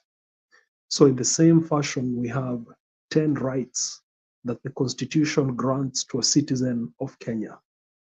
So if you ever get lost and don't know where to start, just remember the number is 10. And then you can start filling them in. Freedom of association, press freedom, freedom of assembly, all those rights. You will find that the rights are hosted or assembled in Chapter 4 of the Constitution, the Bill of Rights. And that would be a good point for anyone trying to understand the rights as a citizen could face or look towards. Today we have the phones. It's easy for us to reference the Constitution just by typing or going to Google and looking for the Kenyan Constitution 2010. So it should not be a big struggle for anyone to try and locate where the rights are. As you pointed out in your statement, Leo, people always make the statement, I know my rights. But the question always is, do you really know your rights? If you are not able to count or recall how many rights there are, it's likely that you may not know your rights. And that's why in the opening statements, Leo, I keep insisting the trouble with Kenya is simply and squarely a trouble with the citizenry, or is with the citizenry. Kenya Maandamano Kamili posed the statement that you would like me to reference, and you've talked about patriotism. In my writing, or at least when I was trying to uncover, because writing is a process of uncovering what information is there, because it starts from a point of curiosity, and then you jump into the bandwagon and try to find out what are the references that I can use to try and quench this thirst of knowledge. And in trying to quench that thirst, one of the things that I was able to establish is that the true patriots of Kenya are never celebrated.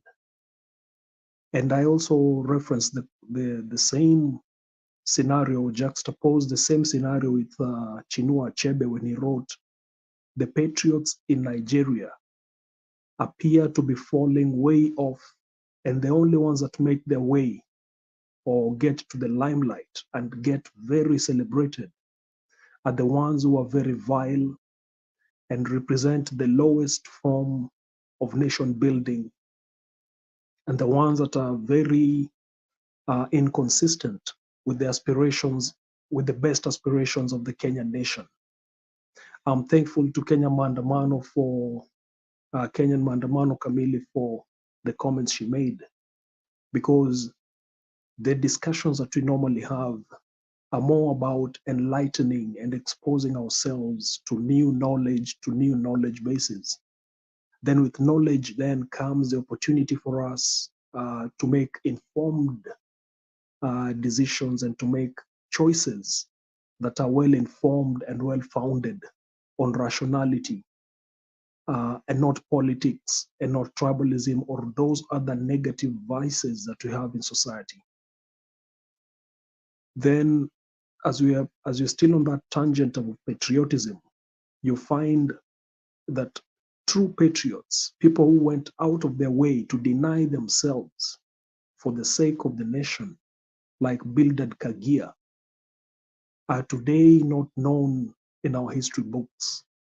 While this is the man who played a pivotal role during the Mau Mau struggle.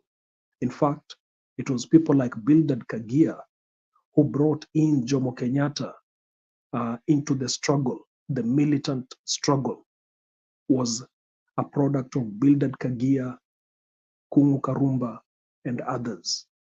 Those are the ones who are hardly remembered in today's Kenya. And I raise this point in the narrative because when we fail to celebrate the real patriots, then the current generation picks the cue from there and says, why should I go out of my way? Why should I lose my comfort in life? And we have heard many of those who will say, why should I suffer on behalf of this nation that no one cares about? Number one, why should I suffer so that my children may not have a father or mother for the sake of people who do not value its patriots, people who go way up and above the duty, the call of duty. Bildad Kagia was known as a freedom fighter. He struggled for this nation. Paul Ngei once mocked him and said, why don't you go into one of these farms? And he was talking about the Del Monte farm. Pick as much acres as you want. And I, as Paul Ngei, a minister in government, will sign the documents of ownership for you to be the owner. And Bildad Kagia did not do it. Jomo Kenyatta also mocked him. Why did you fight and struggle for independence? And today you're living like a poor man. And Bildad Kagia swallowed that. As I see it, Bildad Kagia did not see the need to accumulate wealth as a means of establishing recompense for his freedom struggles. That to him was not the reason they set out to fight against the colonizer or to fight against the ills of colonialism. But then today we have a scenario where our society celebrates those who have acquired wealth, and those who stay on the straight and narrow path, trying to live within their means, are considered fools. are considered that they did not make the most of their time in office, and they will be heavily mocked. And I'm sure if you were to have an open session where our audience was to provide their input to that, more than 90% will agree that that is what our society today is about. So essentially that section on patriotism is questioning why we celebrate those who have done the least for the nation and relegate to the back burner those who have done the most for the nation. One of the things that you may also look at in Kenyan society today is the national awards that many receive. Before 2003, or at least in the era gone by, receiving a state commendation was such a big thing that people used to see that so-and-so is an EBS, OGW, HSC, and it did count for something. They were limited, but then again in those eras gone by, those were awards to those who have, and it's still the practice today, who have achieved something on behalf of the political elite. Is that a question of patriotism, that those who receive awards are those who have achieved something politically for those in positions of power? That is the import of my chapter on patriotism. And I'm taking the narrative or inviting those who read it to ask themselves that question. Because at the end of that line is then where you'll find we start coming to conclusions or solutions that are informed by history, the current practices, and what the future aspirations and ideals would be. Coming to the final bit or segment where the question was posed to me, do I know what happened in 1972? As the statement was being made, I did not know, but I had a rough clue because I remember something happened, momentous happened in 1972. And the something momentous that happened in 1972 was that on 12th December 1972, the gentleman called Ronald Ngala had a road accident. So Ronald Ngala was the first African head of government. Even before Jomo Kenyatta, Ronald Ngala was the president of KANU, Kenya Africa Democratic Union. Ronald Ngala was the African, or the first, and it must be remembered in history, he was the one who took down the flag of the Sultan at the Kenyan coastline. Now, it may sound today to be a very simple thing to do, but if I may give a comparison for you to get into context, is that every day at about 6 or 6:30 at any police station or military facility, a whistle is blown, everyone stands at attention, and the flag of the nation is taken down. That is a very momentous event, and people will be arrested for continuing to walk while the flag is coming down. You can be easily fined. I'm sure you know this, Leo. Now, Ronald Ngala in 1961, or maybe 1960, say 1961, I think, took down the flag of the Sultan of Zanzibar and said, we are no longer the subjects of the Sultan of Zanzibar. That should go down as a legendary move. But unfortunately, history or today, conventional times, we do not pay homage to that act by Ronald Ngala. So jumping forward, 12th December, there is a national event, which is the Jamhuri Day.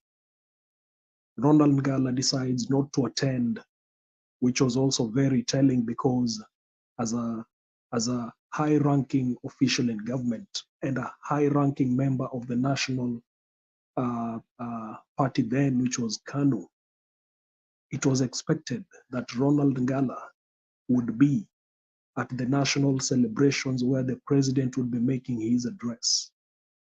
But Ronald Ngala decided to drive from Nairobi to his home area on that day. The reasons why he chose to go there remain speculation. Some say he may not be happy with Kenyatta and he was using that as a silent protest. Some will say he was just going to be with his people in the coastal area and celebrate with them Jamhuri Day from the coast. But the reasons are varied. On his journey, Ronald Ngala has an accident. The accident occurs somewhere and people are somewhere around Machakos. People come, rescue him and the driver, and they ferry Ronald Ngala to the hospital. The story is that a swarm of bees, and this was the testimony of the driver, a swarm of bees went into the motor vehicle that he was in. And then it caused the driver to lose control and they ended up rolling and hence the accident. Ronald Ngala was then taken to hospital, and being a diabetic, he was, and I'm sure many of people know, and those who do not know, you will know that people who are diabetic, once you've had loss of blood, your chances of survival diminish with time. Your recovery is not as efficient as a person who does not have diabetes. And so Ronald Ngala was taken to hospital. He spent a couple of weeks in the hospital. A doctor was even brought in from Canada to spearhead the team that will be taking care of him while he was in hospital. And it is said or reported that he went in and out of a coma from 12th December and finally lost the battle on 25th of December, 1972. I hope that is the bit that was being asked of me to speak about. If there was anything else that happened on 25th December 1972, I will welcome that additional bit of information. Thank you. Thank you so much. I think that is well responded to. And I also have to appreciate the guys in the comment section. Mohammed Ige is really understanding and really following. And I can see he's a good student. He's a good student who will always respond, knowing very well what the teacher is going to say next. So the ones who are joining us kindly, we are really trying to look at the trouble Kenya. You'll find that what you're doing, the trouble with Kenya, and that is what Jeremani, not Jeremani, he is Jeremani, is trying to explain historically and what we can do moving forward. So Jeremani, I think you're really at least trying to make us understand the problem that is having or the trouble in this country, and how I wish we could have several sessions like this, because there are so many questions, there are so many people who are really willing to participate. So just as I know there is a Kenyan revolutionary here. He also, not that he claims, but he also understands a bit of history and the problem in Kenya. And you've also talked of this patriotic thing, and you've said that the problem is that the patriots in this country are never celebrated.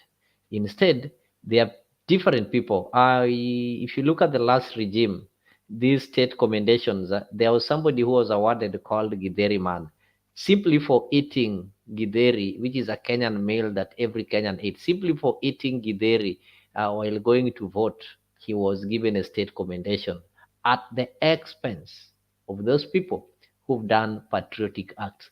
And I'm sure, maybe, I'm not sure, but I'll check, or somebody can confirm with me. We have patriots like Ukio Mtata, I don't know if you've never been given the state commendation.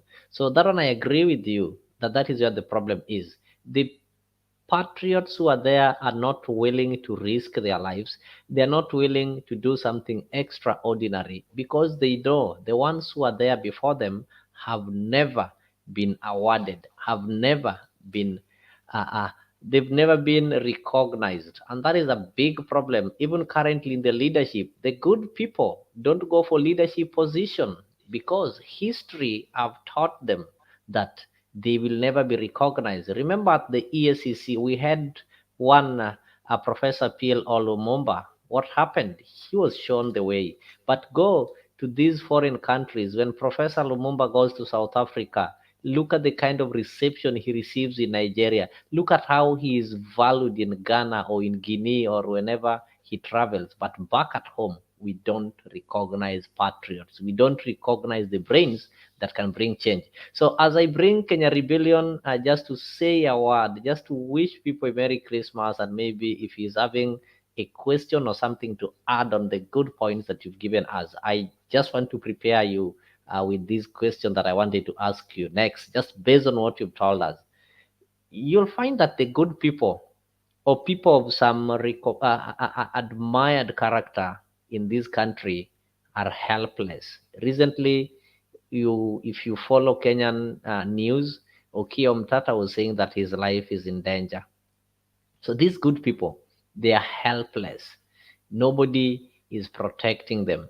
Once you try to be good, there is a story of the controller of budget who was also arrested, and it's claimed that the arrest was politically instigated. So these are people who are good. They're trying to tell Kenyans that, look, this is something that is not happening. In the last, I think the 2017 elections, you saw the deputy Chief Justice Philomena. What happened to her just after the nullification of the presidential election? So that one makes me believe that, or say that good people are helpless, and with that, people fear being good. So why do you think so? There are people who are shouting, like there are people who appear to be strong in this country. Today, the strongest people in this country are the corrupt. Their cases are being dropped each and every day.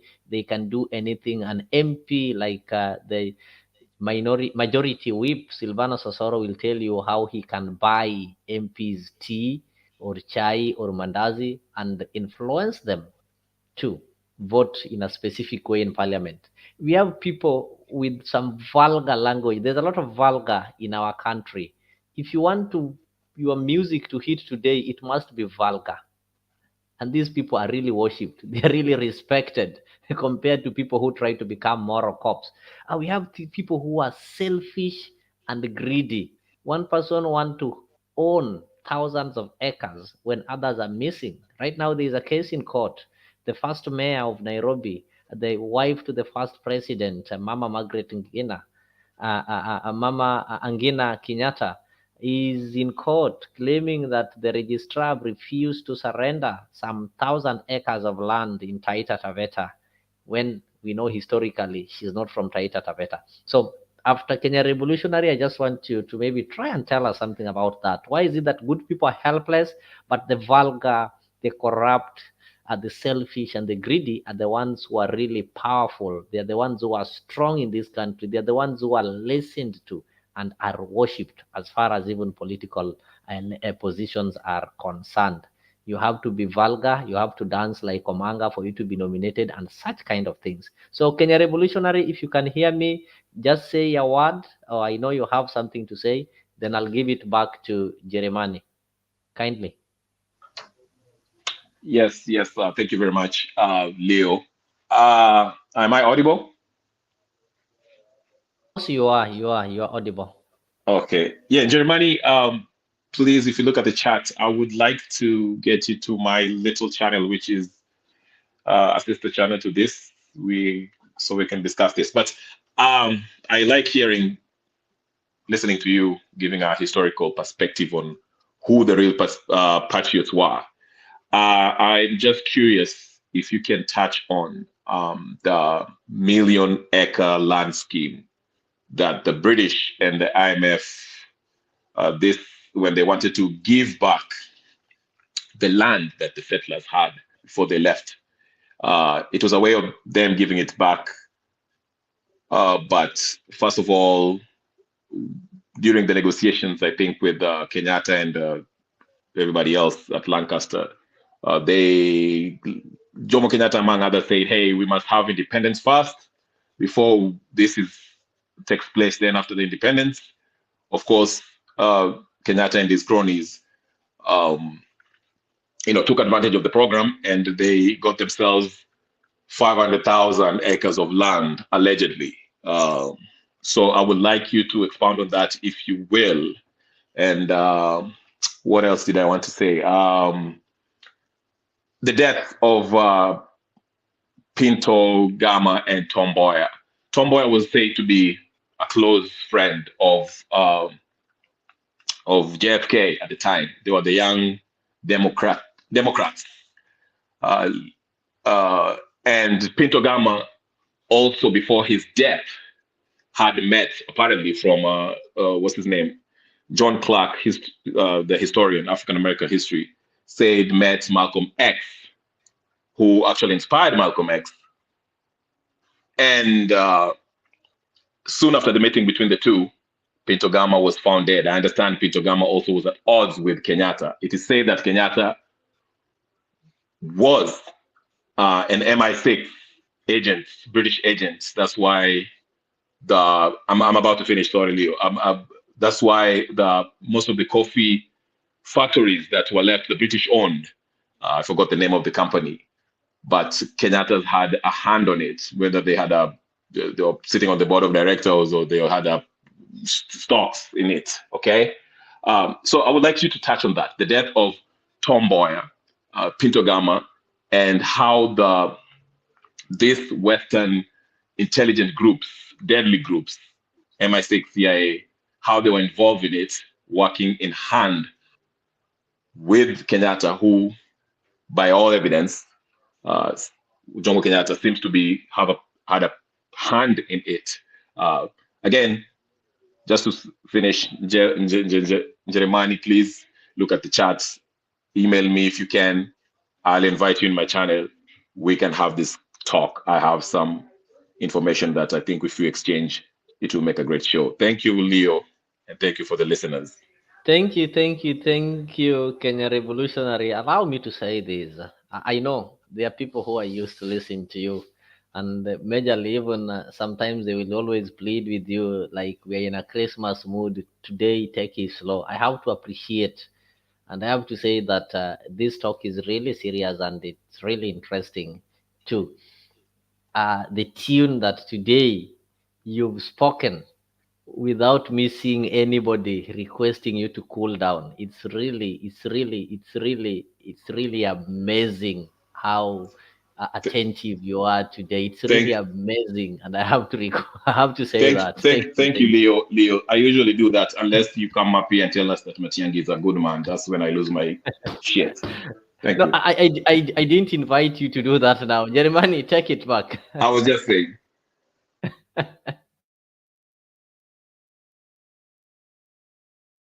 Thank you, Kenyan Revolutionary.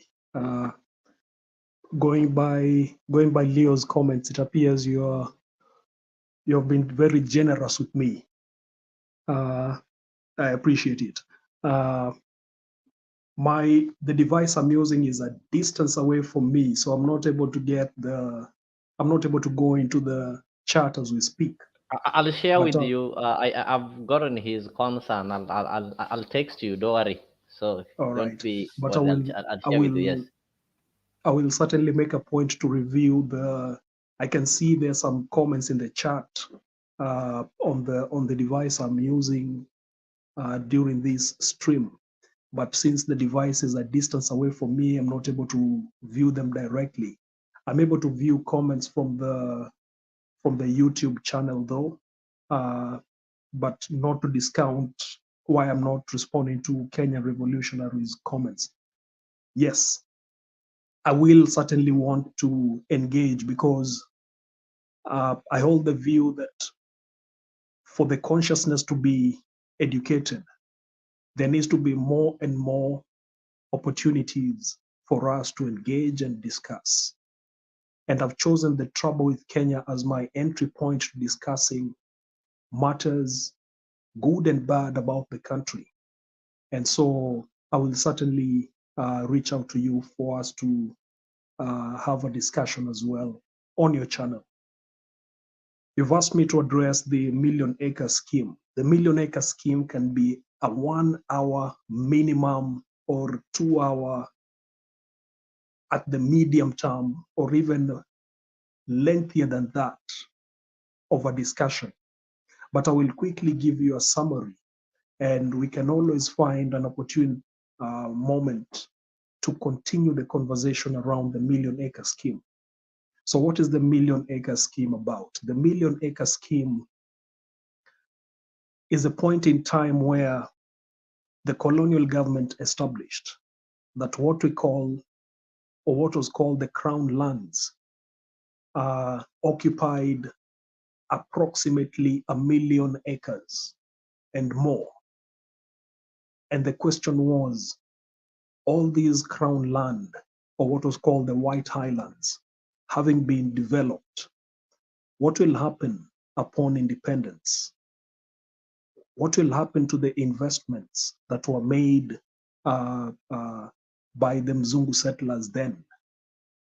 And the question quickly started coming up. And this was also in lines with the citizenship question. Can these people, or the British settlers, be compensated for the amount of land or farms that they have established in the White Highlands in Kenya? Along the compensation then came the question of how much or what form or scheme would this compensation take? And then the British government or the United Kingdom provided, I believe, £5 million, which was supposed to be a grant to the Kenya government. And then the Kenya government will provide these as loans to the African, I don't want to use the term, but that was the term used then, African natives, to acquire the farms from the Mzungu settlers. And so the compensation was the African collectively, the Africans collectively compensating the Mzungu settlers, and then they would use that money to claim ownership to those farms. And this, when I say they would use the money, I mean the African farmers. The money was then granted to the Kenya government. Some trustees were established to disburse these funds, and the trustees were Jackson Angaine. The other trustee I remember was James Gishuru, and the other trustee along those lines was the Minister for Agriculture, Bruce Mackenzie. So the funds were given to the Kenya government and were to be disbursed under the Ministry of Agriculture. The Minister for Agriculture then was Bruce Mackenzie. The trustees, as I've mentioned, were Jackson, and he was given the term or nickname Jackson Harvester Angaine. James Gishuru was also another trustee. They were then in charge of disbursing these funds to the African farmers, if I may use that term, or to the Africans, Kenyan Africans, to be able to collectively buy those farms that were previously owned by Mzungu settlers. The £5 million given to Kenya was given to Kenya on the basis of 1 million acres being taken from the Mzungu settlers. They're receiving compensation. This compensation is in the form of a grant The grant is then disbursed to Africans, and the Africans will repay that money progressively through the products and produce that they get from the farms. It was at that time then that came the formation of cooperatives. And it was at that time that you start getting the names of places called scheme. And you'll find in Kitale, there is a place called Scheme. It was based on this million-acre scheme arrangement. At that time, the African citizens were working on the farms of the Mzungu settlers, and they were then put together into cooperatives so that you have one Mzungu settler, his employees are then organized into a cooperative, and upon the compensation of the Mzungu settler, the African citizens then become a cooperative and now own the farm that they used to work in collectively as a cooperative. Of course, the management of a cooperative was not something that majority were conversant with. And so they employed people who were called general managers, who are educated and knowledgeable about managing the affairs of a cooperative on behalf of the African citizens. One good example, and this one emerged in the Truth and Justice and Reconciliation Commission report, was a cooperative called the Sitatunga Farm. It was a cooperative of former African citizens who were formerly working for a Mzungu settler, came together, were given the money, but this money was paid to recompense the Mzungu settler. He went away, left them in ownership of the farm collectively, and then they continued working. If it was milk, producing milk. If it was cereal, they continued producing cereal, maize, and all that. And their produce was collectively marketed and sold, and then they were paid in terms of shares. So they have a share in the farm. I'm going into the details, but I'm trying to also provide the context of how the million-acre scheme worked. Now, let me talk about the million-acre scheme from a government perspective. At that time, when the million-acre scheme plan was mooted, then came the formation of parastatals or organizations like the Agricultural Finance Corporation and the Agricultural Development Corporation. One was a lending arm, one was an executive or execution arm. So you get financing to buy implements, to do development of your farms from those corporations.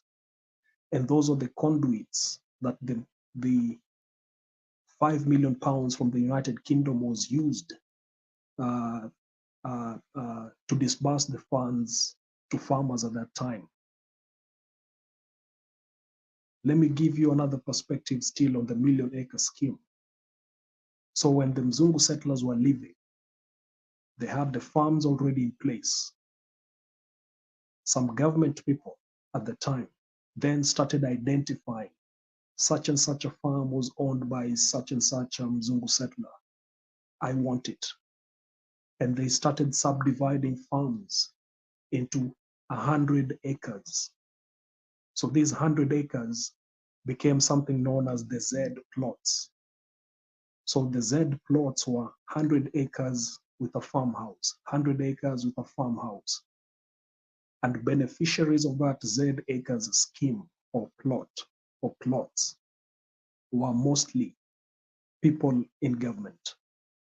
So that you find if there was a Mzungu settler who owned 100 acres, now that they have left the country, someone was given that 100 acres, and most of these people were people like President Moi, or not president then, but Moi was given a farm. Ambassadors were given farms. Military men were given farms. So people with close proximity to government were then the beneficiaries of those Z plots, which are the 100 acres farmhouse with 100 acres of land. And the terms were that these people were going to make payments to government to repay that loan or grant that was given by the British government. Records show that majority of those government officials never repaid their share. So the government people who allocated land did not see why they should pay for that land. In fact, years later, Elijah Mwangale in Parliament was saying, why are the Mzungu settlers being compensated for land that, number one, they did not buy? Why are they being compensated for what was originally African land? And so there was a long debate which never actually culminated in a solution, but the questions still lingered and they're available in the Hansard. So that million acre scheme was greatly challenged as to why should they be compensated.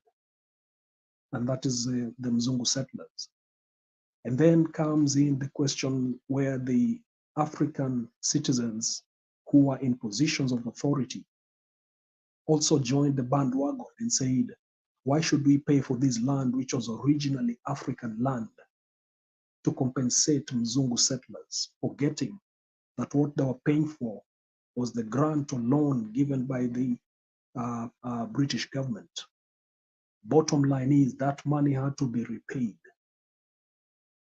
By 1974, cooperatives like the Sitatunga farm had finalized repayments of their loan for the piece of land that they were allocated. But this was concealed from them, and it emerged later, and this is almost over 30 years later, when the Truth and Justice Reconciliation Commission undertook its work. And that is the time that the submissions were made that this group had actually finished their repayment. And when they finished their repayment, there are certain individuals who are connected in government that swooped in and started grabbing portions of those lands that they had already paid for. Kenyan revolutionary spoke about Pio Gamapinto. So Pio Gamapinto was one of the people who discovered what the Z plots scheme was about. He discovered that there was 100 acres that was supposed to be compensated to the African citizens who are working as farmers for the Mzungu settlers, but that people in government had already started grabbing those acres of lands that were supposed to settle the people who are working in those farms for the Mzungu settlers. And the story goes that he was going to table a motion of no confidence on Jomo Kenyatta in 1965, and had an exchange, and he had the documents ready and well prepared. And in Parliament, I think word went round, and he had an altercation with Jomo Kenyatta right in the precincts of Parliament. And later reports say that Kijana Wamalwa, and I'm forgetting who else, overheard the exchange between Pio Gamapinto and Jomo Kenyatta, where Pio Gamapinto was saying, I will fix you. And Jomo Kenyatta threw an expletive at Pio Gamapinto. And Pio Gamapinto replied in kind. And many of the people who were there overheard that conversation were saying, why did you call him that name? And Pio Gamapinto said, but he called me one first. And of course, thereafter, the chain goes, and the narrative also explains, or as we know in history, what befell Pio Gamapinto. And here's where, Leo, I refer back to that patriotism thing. When Pio Yes, yes. Gamapinto passed away, there was no so much protests. There was I get you. no, people went on with their lives like, okay, it's unfortunate that one of the leading lights has fallen, and that is the end of it. And I bring it to today's context and say, even today, we still have that mentality that when the best of us arises and takes a stand against the ills that are happening in the society, the rest of us shy away from voicing our concerns in support of them, because we have this deep-seated knowledge that something will likely follow them, and we do not want to be part of the something that will follow them. In today's constitution, nothing stops a Kenyan from taking a placard and going to stand on Uhuru Highway, writing on the placard, they are protesting this or that. We have seen people take cardboards and write, they are looking for a job. This and that is their qualification. And they stand by the roadside and hold it. In the same manner, a Kenyan can rise up, go to the streets without shouting, without being an encumbrance to anyone else, and writing, this is my protest. Unfortunately, we have not seen that happen amongst the citizenry. And that's why I keep referring to that point and saying a failure, the trouble with Kenya is simply and squarely a failure of citizenry. Allow me to Hold address it the there, question. hold it there, hold it there, hold it there. We proceed from there. The trouble of Kenya is simply the failure in citizenry. I think Kenyan revolutionary is really getting you loud and clear. And just as you've said, this is a topic that cannot be discussed. Maybe it needs like 2 hours just to look into it, because actually land is among the troubles that we have in Kenya. And you know very well, if you look at the clashes that we've been having in this country, be it political clashes, the ones that have been happening post elections, most of them, the main cause, if now they try to look at it beyond the politics, it's normally related to land issue. We had clashes in 2007, 2008, but when you look at it deeply, the issue is normally this resource, and the main resource here is land. Look at the people who are bordering each other, and the people having conflict is because of land. Somebody on the comment section there, Ruto, has said that, let me just read it. Geoffrey Ruto, that we need to ask the British to compensate us. And the British government need to compensate us for the land, and it is so shameful that the Kenyattas are have no shame sitting on a land that was paid by our taxes. So this is something so critical that Kenyans are always interested in knowing. So as we proceed with our conversation to the viewers, we are just trying to look at the trouble that we are having in Kenya, and not forgetting that we are still in the Christmas mood. We are still in the festive mood as we wish you a Merry Christmas and a happy 2024. We are on 26th December, just 4 to 5 days to New Year. We're also trying to wrap up the year as we're looking at some of the things that we've managed to achieve, and maybe those things that we've not achieved, because in the next 5 days we are still going to write the New Year resolution. So if there is that resolution that you wrote and maybe it did not materialize, this is the time that you need to take a stock and see, what did I do right and what did I do right, so that moving forward 2024, you ensure that the resolutions that you're going to make are going to be achievable. Just get the Hi viewers, it is Mr. G from Afriq D24 wishing you a Merry Christmas and a Happy New Year. Thank you for being so special to us. And as you are also following and getting great history and learning from our speakers, I would also like to get your feedback. How was your Christmas? Imagine, I remember we are trying to compare this year's Christmas to the one that we celebrated in 2022. And most of the comments, people are saying that today it wasn't good. People are complaining the economy. Some are also saying it was good. We've heard Pen Nyagaka telling us that the president is currently doing what we really expected him to do, and everything is okay.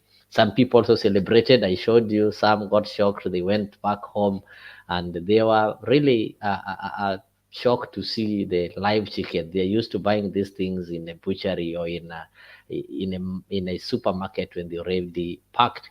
Some also over celebrated. Like I have somebody here. I'll just allow you to see how this person over celebrated.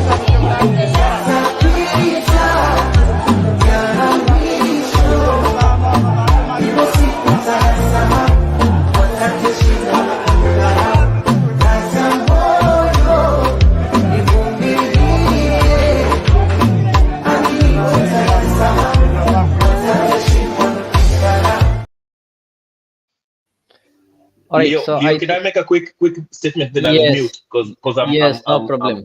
No problem. Yeah, no problem. Just as I just wanted to say that I agree with Jeremiah that the problem is citizenry, because and I've been preaching here for forever. But what I'll say is this: I think we as citizens, we have a common. We lament about the common issues, the high cost of living, poor economy, and all that. And we often ask ourselves, how can we change this? How can we get Ruto out and get our ideal leader or whatever the case is? And my answer is usually that will never happen because number one, we are not united, okay? Yes, the Azimio folks are complaining of what Ruto is doing wrong. And the people in Kenya Kwanza are also feel the pressure. They feel that the president might not be doing everything right. Okay, but the problem is we call each other together and all that stuff, and we don't even know the law. So we cannot, legally, we can't remove them.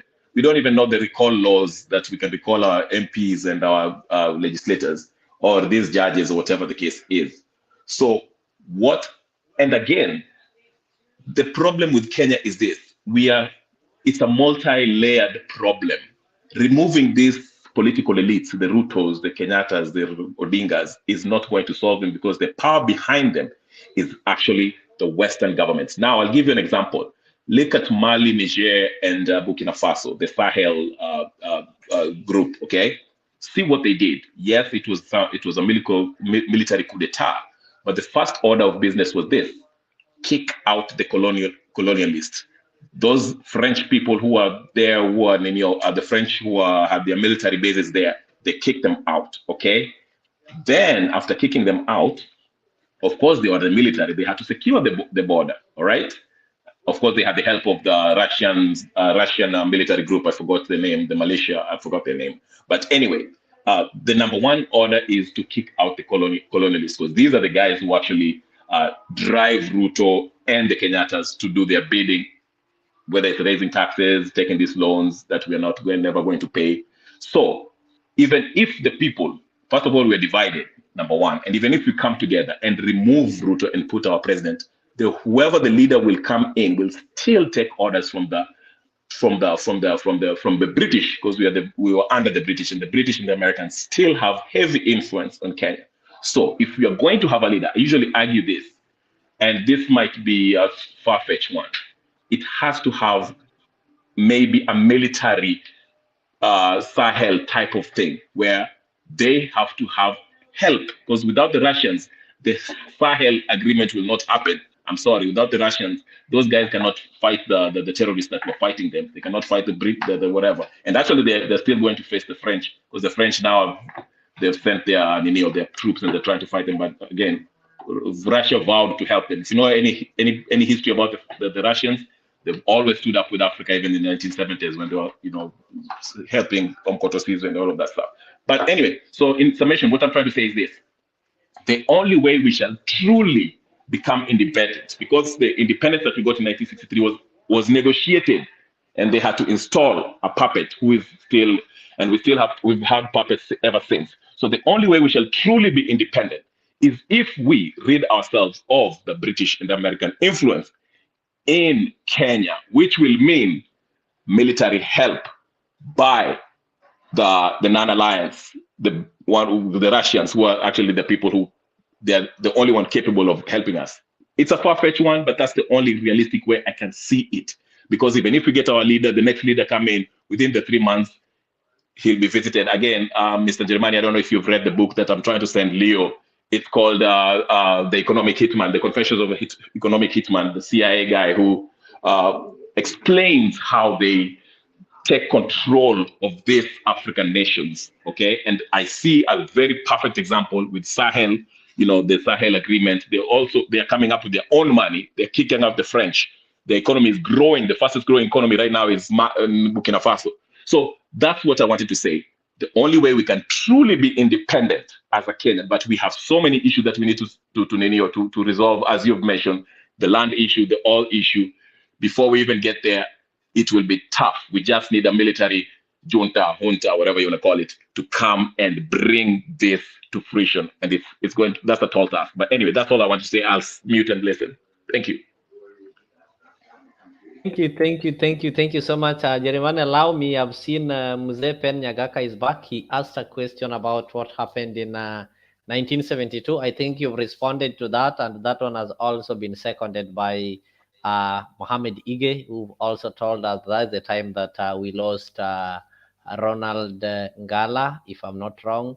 Then second, a month later, you've also talked of the death of Pio Gama Pinto. So maybe Pen Nyagaka, if you have a rebut or you have some extra information or some other questions, you can go ahead and ask, and you can confirm if your question was answered rightly. Pen, are you really there? Okay, it seems Pen is not there. Kenyan Mandamano, anything that you want to add or anything that you need clarified? I know Jeremani, when he speaks deeply. He speaks deeply, unless you want him to paraphrase something or maybe just summarize. Yes, Pen. Leo, thank you very much. Thank you very much, Jeremani. Yeah, when I was young, I happened to be. Yeah, can you hear me? We can hear you. We can hear you. Proceed. But I think there is some echo behind you, so you can just switch off. Yeah. Hello. Okay. Okay, you okay now? Can you hear me? Yes.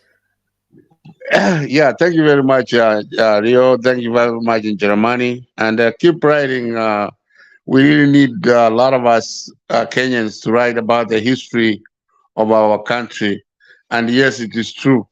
My old man happened to have a radio, and it was Christmas Day, 1972, and we was sitting around waiting for the rice and the woody chapatis that we would eat once in a year over there in Kisi. And yes, it is true. That's when we had on the news that Ronald Ngara, who was one of the lined up people that would have taken Kenya over, was killed on his way to Mombasa, where he came from. And thank you very much, Jeremiah, for answering that. And the Pinto Gama Pinto was the advisor of Mzee Oginga Odinga. And to get to Mzee Oginga Odinga, they had to get Pinto Gama Pinto out of the way the first time.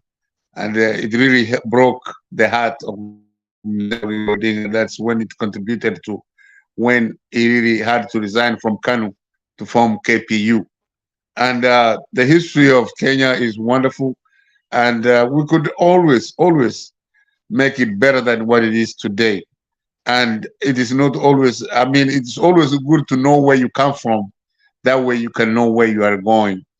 And the vile tulisema, when you went to support the gentleman that is in the power right now, and that doesn't mean that he's 100% right. That means that it has convinced most of us that he's doing a wonderful job. And let the other group, the other opposition party, therefore, come up with ideas as to convince a lot of Kenyans to vote for them, not necessarily criticizing, demonizing everything negative about the present government, because it was a lot of us, a lot of Kenyans voted for them. But those who did not vote for them, for the president, we do recognize it. We do recognize them.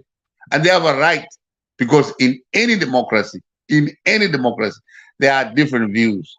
3, 4, you can look at, say, for example, Japan and Sweden.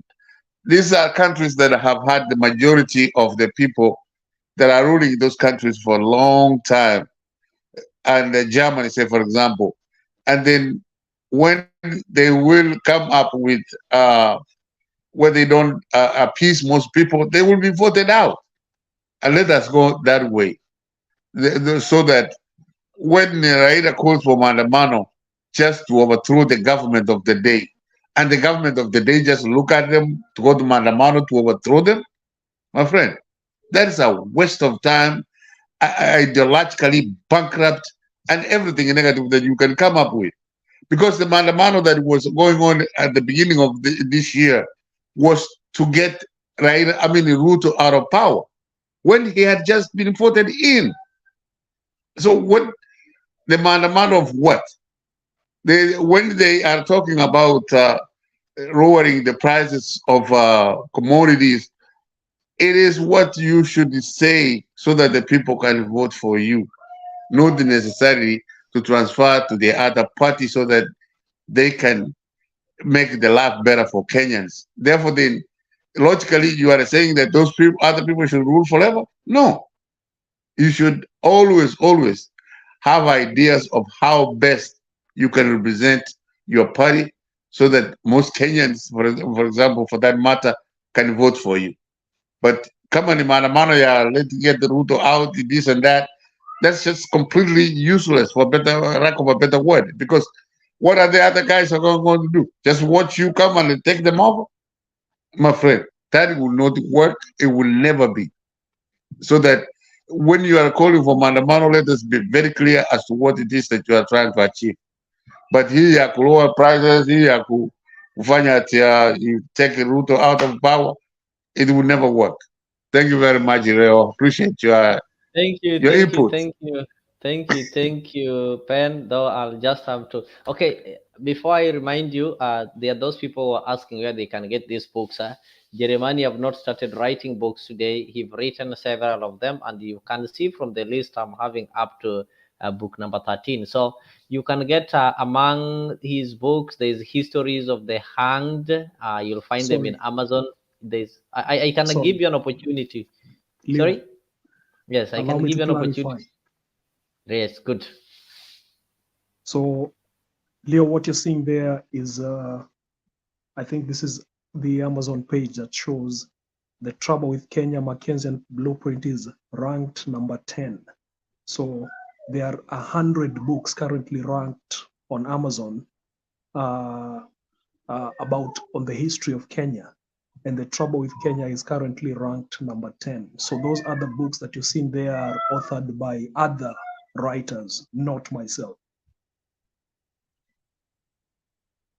Thank you for that clarification. So actually the book we are discussing today is ranked number 10 in Amazon. So those people who buy books in Amazon, there are several books, there are several authors there. So for this book to be ranked number 10, it tells you, and I can see you are having 24 points, right?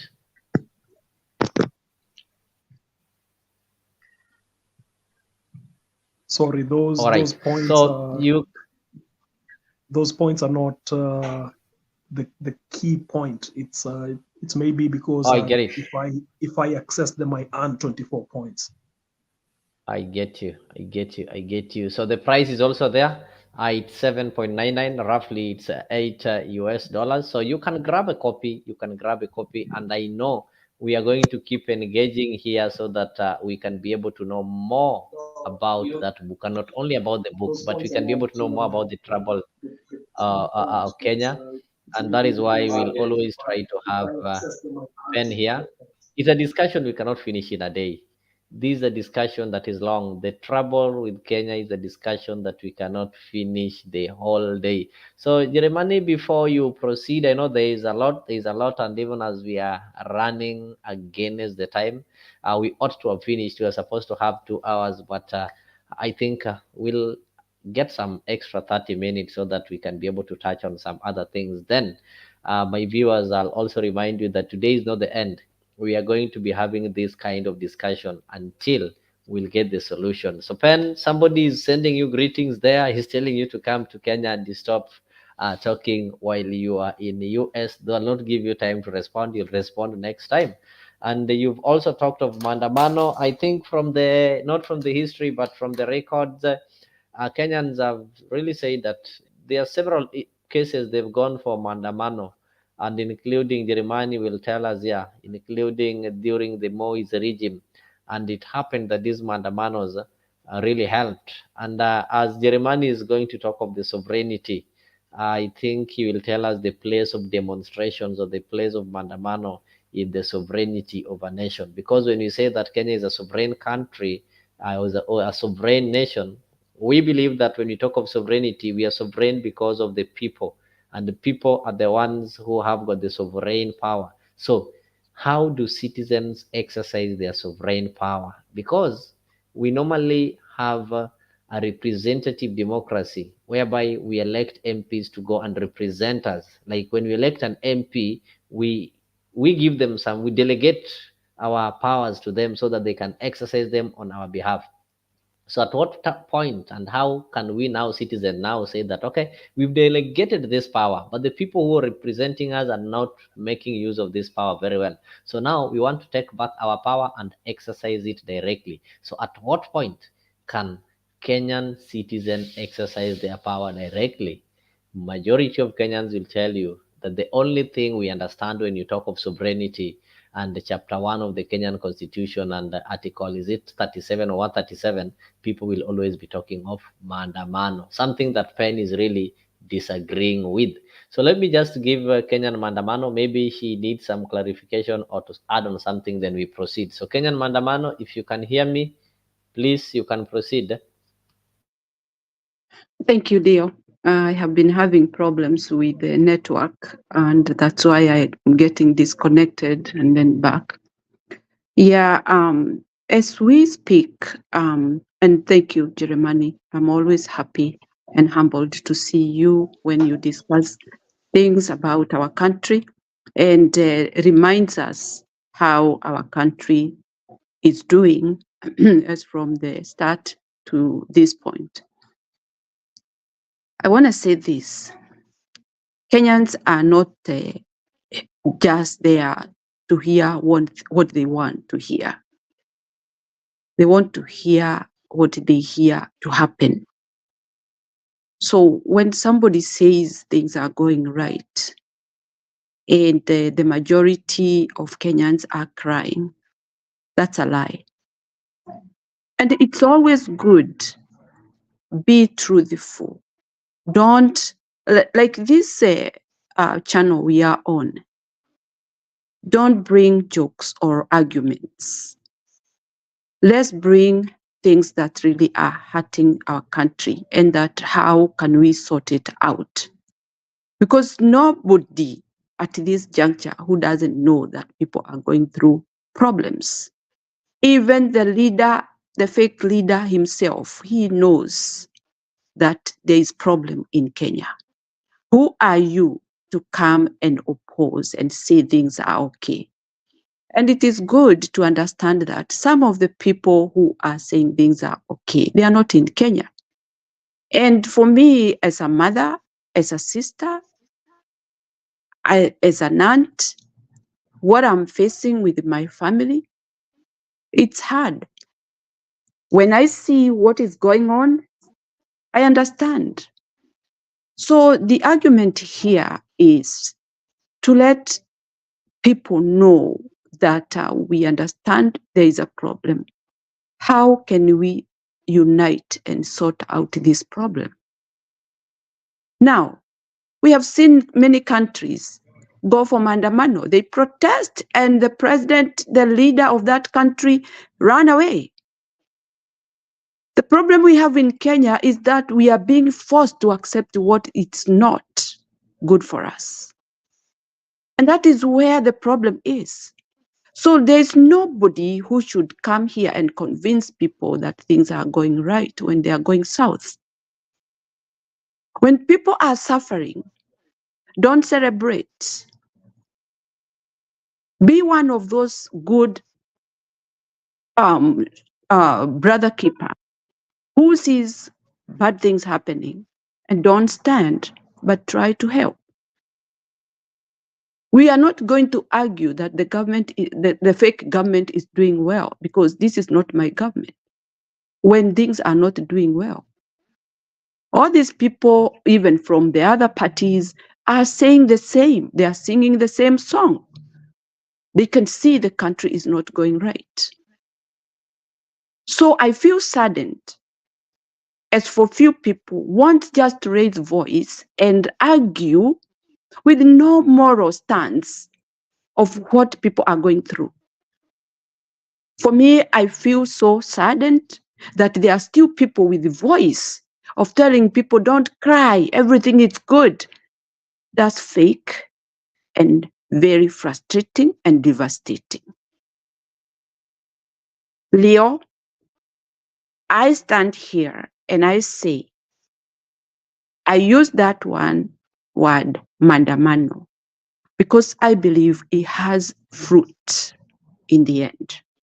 And I know it had reached a point that this fake government had seen darkness. But because they have the power of using lethal weapon, they made people go back to their shelter aimlessly, hopelessly. That's the point. And nobody can change my mind. If this fake government promised things to happen and nothing has ever happened up to today, and even the few who are arguing that it is doing well, they know very well nothing has happened. Nothing has been done by this Point of information. Point of information. Please let me finish. Let me finish. Don't cut no, me off because no, I you cannot have my call it a own fake point. government because it was Let me democratically finish. elected. It You was cannot democratically intervene. elected. You cannot Kenyan intervene. This is not sound candid. Please log No, off. If Kenyan you, revolutionary, listen. but you know, when cannot you call talk it of a fake listen, government. This was a democratically elected. You don't own this Kenyan channel. This is revolutionary, for listen. this is open. This is Revolutionary, open. listen. This is not sound candid. I'm sorry. Okay. Take your Guys, nonsense somewhere everybody I'll else. just leave listen. here and I'll go to Candid and Listen. I'll come here Listen. again and again. Well, hurry up and leave then. It doesn't give you a chance, or it doesn't give you a stance This is not for Bernard you to led. start This is intervening. Don't intervene my Guys, talk. listen. Kenyan revolutionary, I'm saying this. You know, when you say point of information, it is not point of order. So you cannot inform somebody who doesn't need to be informed. I know you understand this thing. So you cannot say point of information. This government was democratically elected. Don't call it fake. That is not So point we have of to correct that. information. Whatever point it is, but we have to correct it. I'm sorry. This is not Bernard's channel. Okay, Go to Bernard and Soundcardit and say that nonsense. We are not No, going to leave. We have to be listen. adults and be sober. Listen, Kenyan revolutionary. I'm not removed. Sorry. Kenyan revolutionary. Can you hear me? I can hear you. We gave you your time, and you'll have your time, and I say know, what you but you have to correct people when they're wrong. I listened to Pen Nyagaka, and he called the president Sakayo as he hailed praises of the president. So, you know, Kenyans have got a choice to use their freedom of speech, actually. So we accept the opinions and the views. So if somebody's view is not maybe in line with your view, you just give them time. Then when you have your time, you are allowed. I had people calling the president His Highness and all those kind of names. So just allow people be, kindly. Kenyan Mandamano, you can proceed. These people have been, they used to kick us out when we viewed our views. This Kenyan Mandamano lady, they used to kick us out. Now they're coming here with this propaganda. These are the people who have really... Oh, let us proceed. Kenyan Revolution, just relax there. I know we were not here for the argument today. So let us just allow everybody be here. Everybody is giving their opinion. If your opinion is different from mine, then I don't have to stop you from giving your opinion. I'll also have my chance and give my opinion. And that is why we have a country where we need to be tolerant enough to tolerate everybody. So there's that person who've been saying my president is Raila, and there's nothing we can do to change their mind. There's somebody who believes that Ruto is doing what they expected Ruto to do. We cannot change that. We cannot force a change. So what we need to do is that we need to create a balance by tolerating each other and see what is going to happen. So Kenyan Mandamano, you can proceed and maybe wind up. Thank you, Leo. You see, that is why we have got no right of self-expression, free protest in our country. Because you see, these simple minds, they have to object as if we want to express ourselves. It's they are naive. I see like there are things that are supposed to be spoken in our country, but there are people who feel pinched, and they are not even supposed to be pinched. They are supposed to listen, to hear our views, but they don't want to hear because they want to be like they are dominating, and they are not dominating. Things have fallen apart, and they should know that. And when I say this fake government, I call it with facts, and I know that is how it is. But when somebody comes with a voice and try to intimidate me or shut me off, I feel bad because my argument is mine. If you have yours, wait for your time to come and argue. So when we argue like this, it seems they are the same people who are saying Kenyans are not united. That is true, because some of them are very vigorous and very angry for nothing. Are you angry with me because I say it's a fake president, fake government? Don't be angry with me. Have your points, let me have my points, but don't be angry of me. Me, I'm viewing it on my side, view it on your side. And when I say that, I am clarifying that we have so many things that have not happened in our country that we were promised, we were told that they are going to happen, and they never happened. So why should I be happy with somebody who promises and don't do, doesn't fulfill? So, and why we are criticizing? Why don't they have the criticism and take it? Somebody is there on and take it to the point that mute. Oh, good, thank you. To the point that what we are criticizing you are fulfilling, so that now we cannot criticize you. We can see now you are working. When you do wrong, let people tell. When you do an exam and you did not answer correctly, do I give you a tick or a wrong? I give you a wrong. And if you are kind enough, you can come to me and ask me, why did you give me a wrong? Then I will explain, because your formula was not accordingly. That's how we do things. But you cannot be angry with me because I criticized something that you like. I don't like it, and it will never be liked by people who are like me. And I stand with that. Leo. Thank you, Leo. And thank you so much, Kenyan Revolutionary. I think I'll now give you an opportunity. Okay. And please look at this. Listen to me first. I said earlier, we are not affiliated to any side. We are not a government. We are not opposition. We are Kenyans. What you believe in and what somebody else believe in might be different. I'm a moderator, and as a moderator, I don't take sides. So the day I come here as a panelist, then you know how we normally argue here. But you will always give me time to speak my other side of the story. The same will happen to you. Can we just be tolerant? It is wrong to shut somebody down. Let me finish they kicked you and they did not kick you. We cannot get into that. Okay, point taken. Let me finish. Yes. Thank you. Now finish. Yes. I want to finish so we can bring in Jeremani, because he's very interesting. Yes, actually, you people have diverted our attention. Right, but the whole point, just to address that lady, the reason why I was going after her is because this lady is one of the people who are kicking us out, and they spew a lot of nonsense. When somebody comes here and say that Ruto is a fake president, okay, it's your opinion. I don't have to respect it, but I have to correct you if you are factually wrong. We went to the elections, okay? You had we got the results. You went to the courts, okay? And Ruto was declared the president. If you have a hard time with dealing with that, go commit suicide. We'll help bury you. For fuck's sake, don't come here with your nonsense. This is the type of nonsense that's going on in the other channel. And that's why this channel was started, so we can have a real conversation. Yes, we are not happy with Ruto.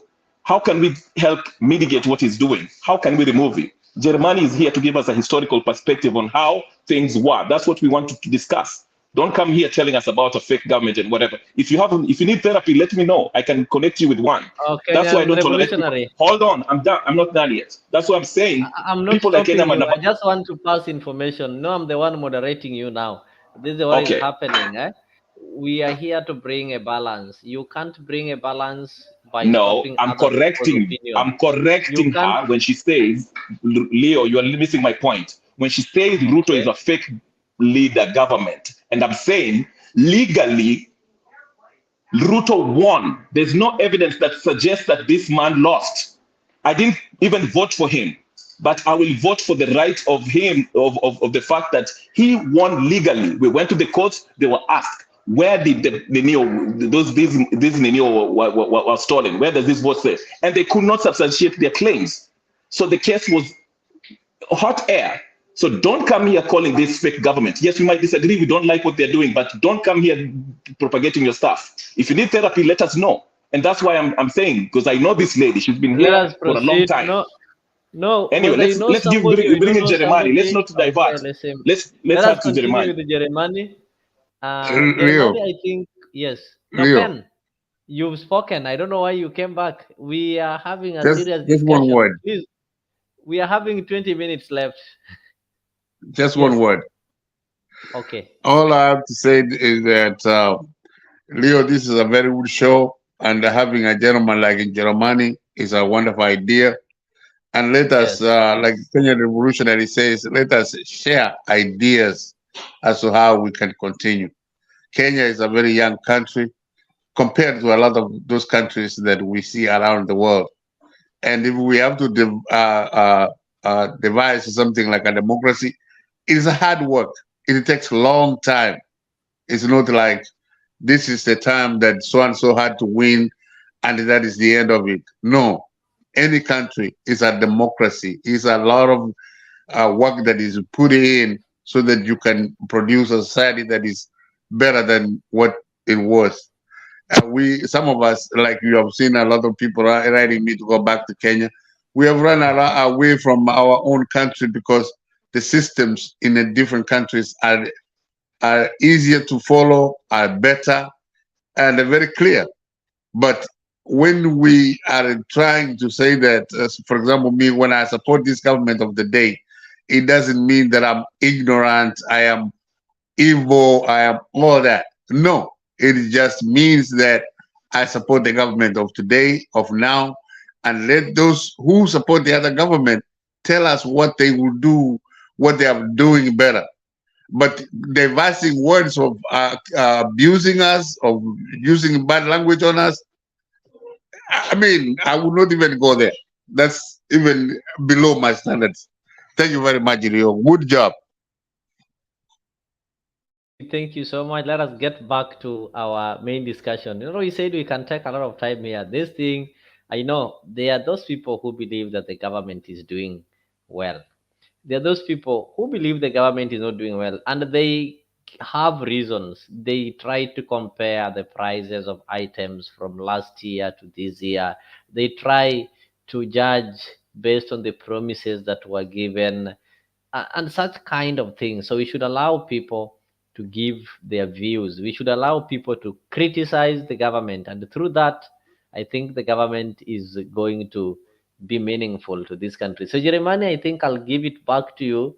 And I know there's a lot that we need to discuss. There's a lot that we cannot be able to finish today, but already there are some that we'd already started touching on that you'll just have to finish. I know you have a list of some of the concerns that we had, And we also had a concern of the good people are helpless.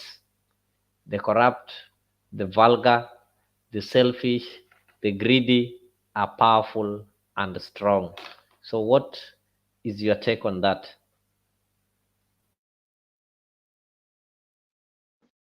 So, thank you, Leo.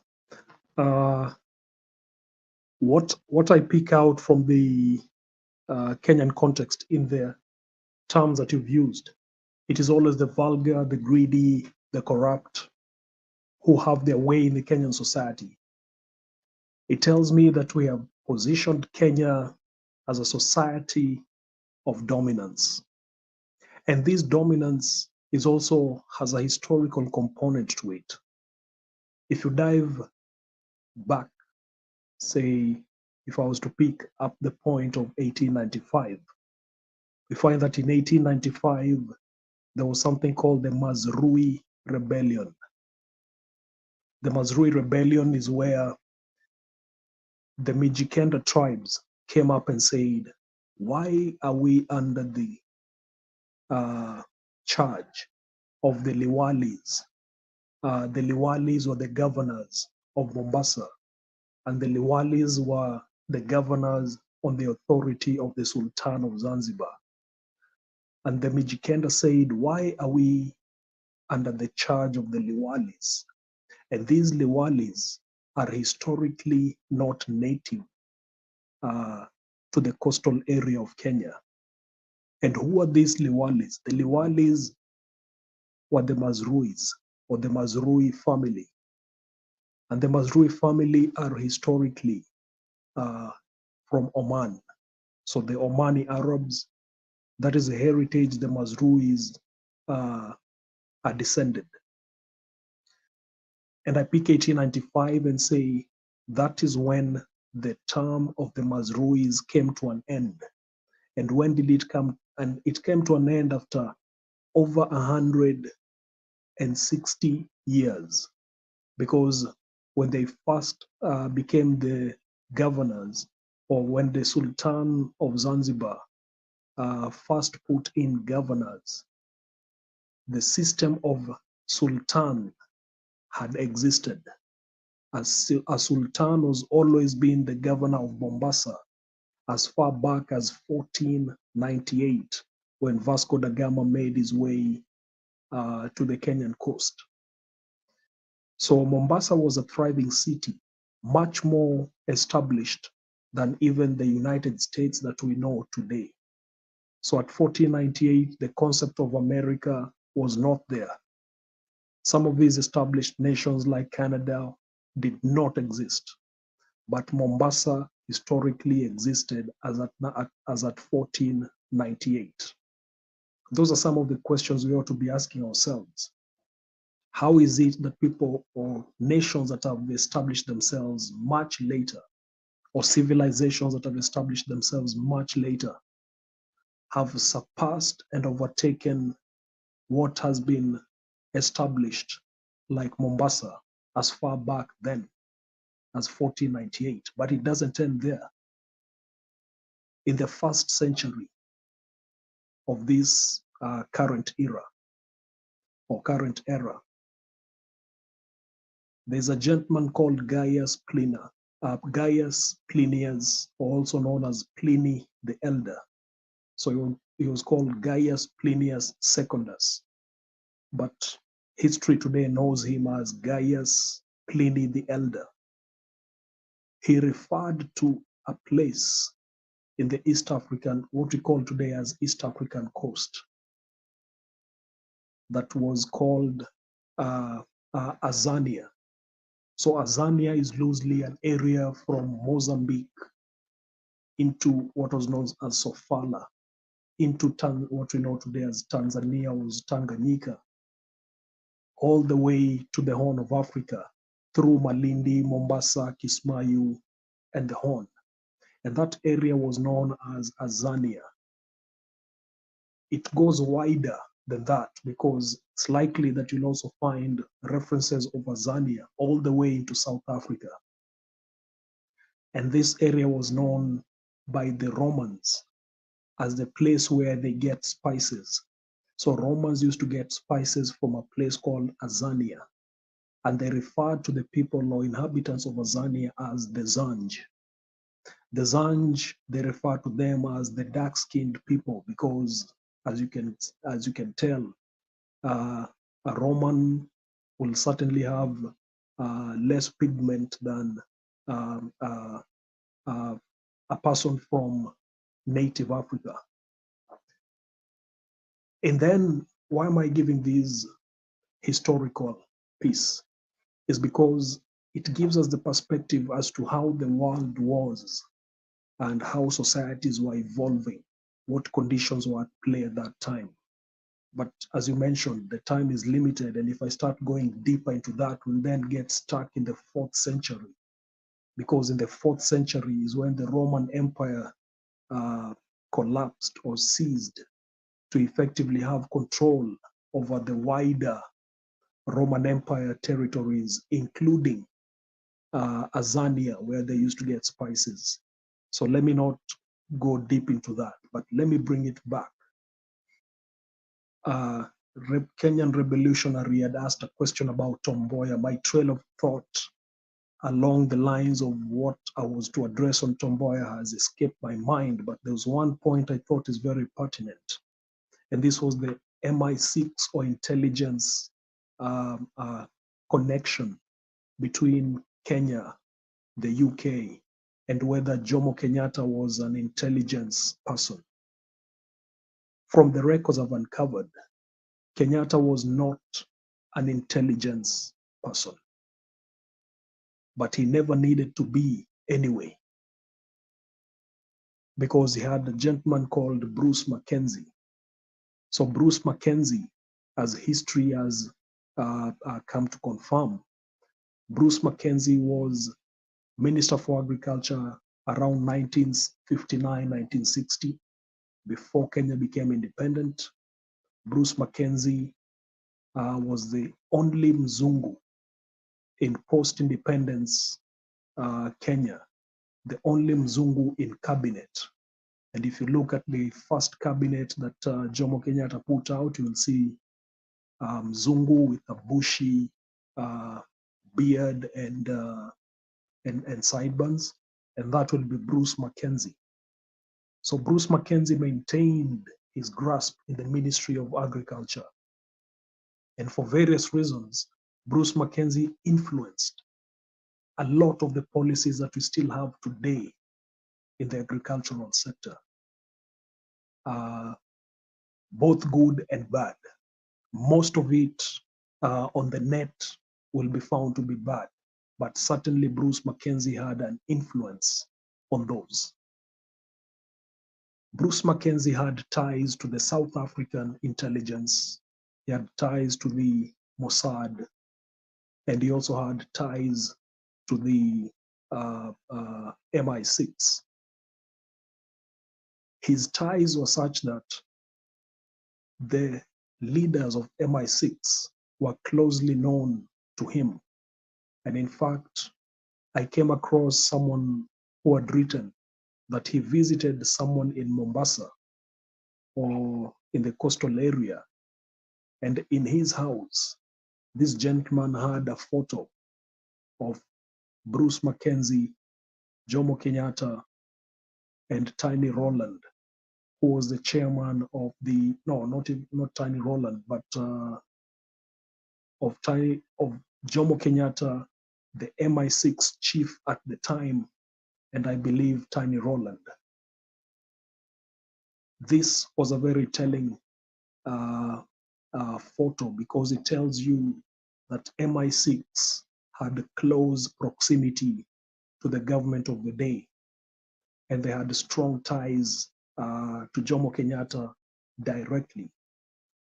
Bruce Mackenzie's role in all these connections I've also provided in narrative in the book, because my book is titled The Trouble with Kenya, Mackenzian Blueprint, because it is through the eyes of Bruce Mackenzie that we're then able to see how some of these plots are woven together to provide the narrative that we today talk of as Kenya.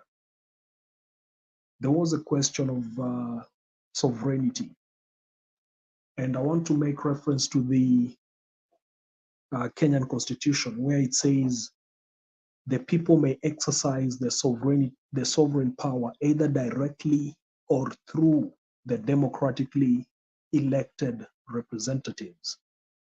So remember, in the first instance, the Constitution says may exercise their power directly or through democratically elected.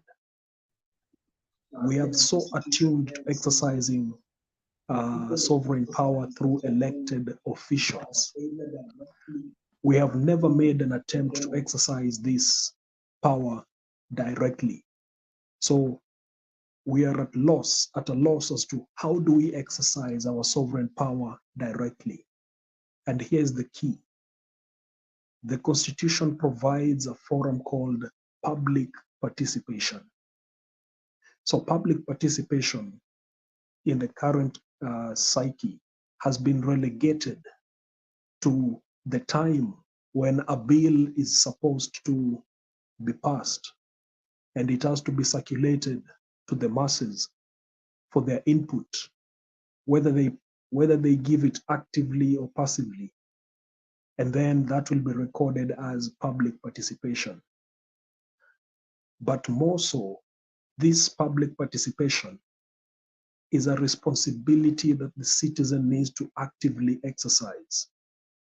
And this responsibility is supposed to be exercised actively by submitting memoranda, by submitting petitions, by submitting letters, by submitting your views spoken directly in a forum where it can be minuted or recorded. But as I said, it appears the Kenyan citizenry has never taken or paid attention to some of these invites for public participation. That, to me, is one of the weak links in our strive to achieve the aspirations that we so desire as the citizens of Kenya. Back to you, Leo.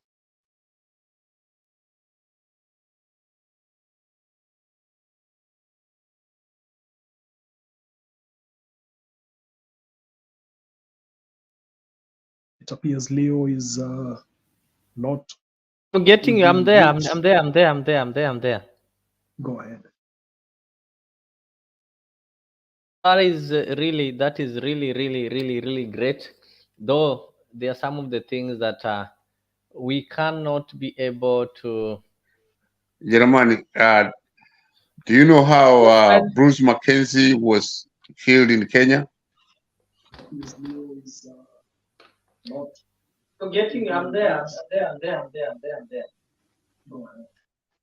Penyagaka, I'm sure. Germany. No, but I can give a narrative on that. We cannot be able to.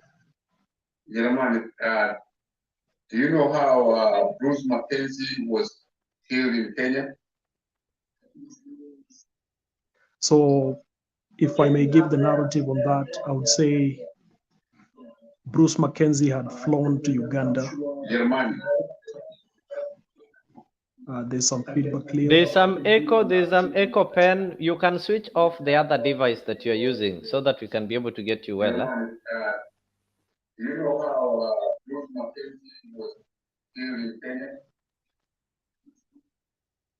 So Pen, we are getting you, but I think there's some echo on his end. So maybe you can switch off the other device so that we can be able to get him clearly. But Jeremani, you've gotten the question, so maybe you can proceed. I did. Here I give my narrative, but I'm also open to additional information.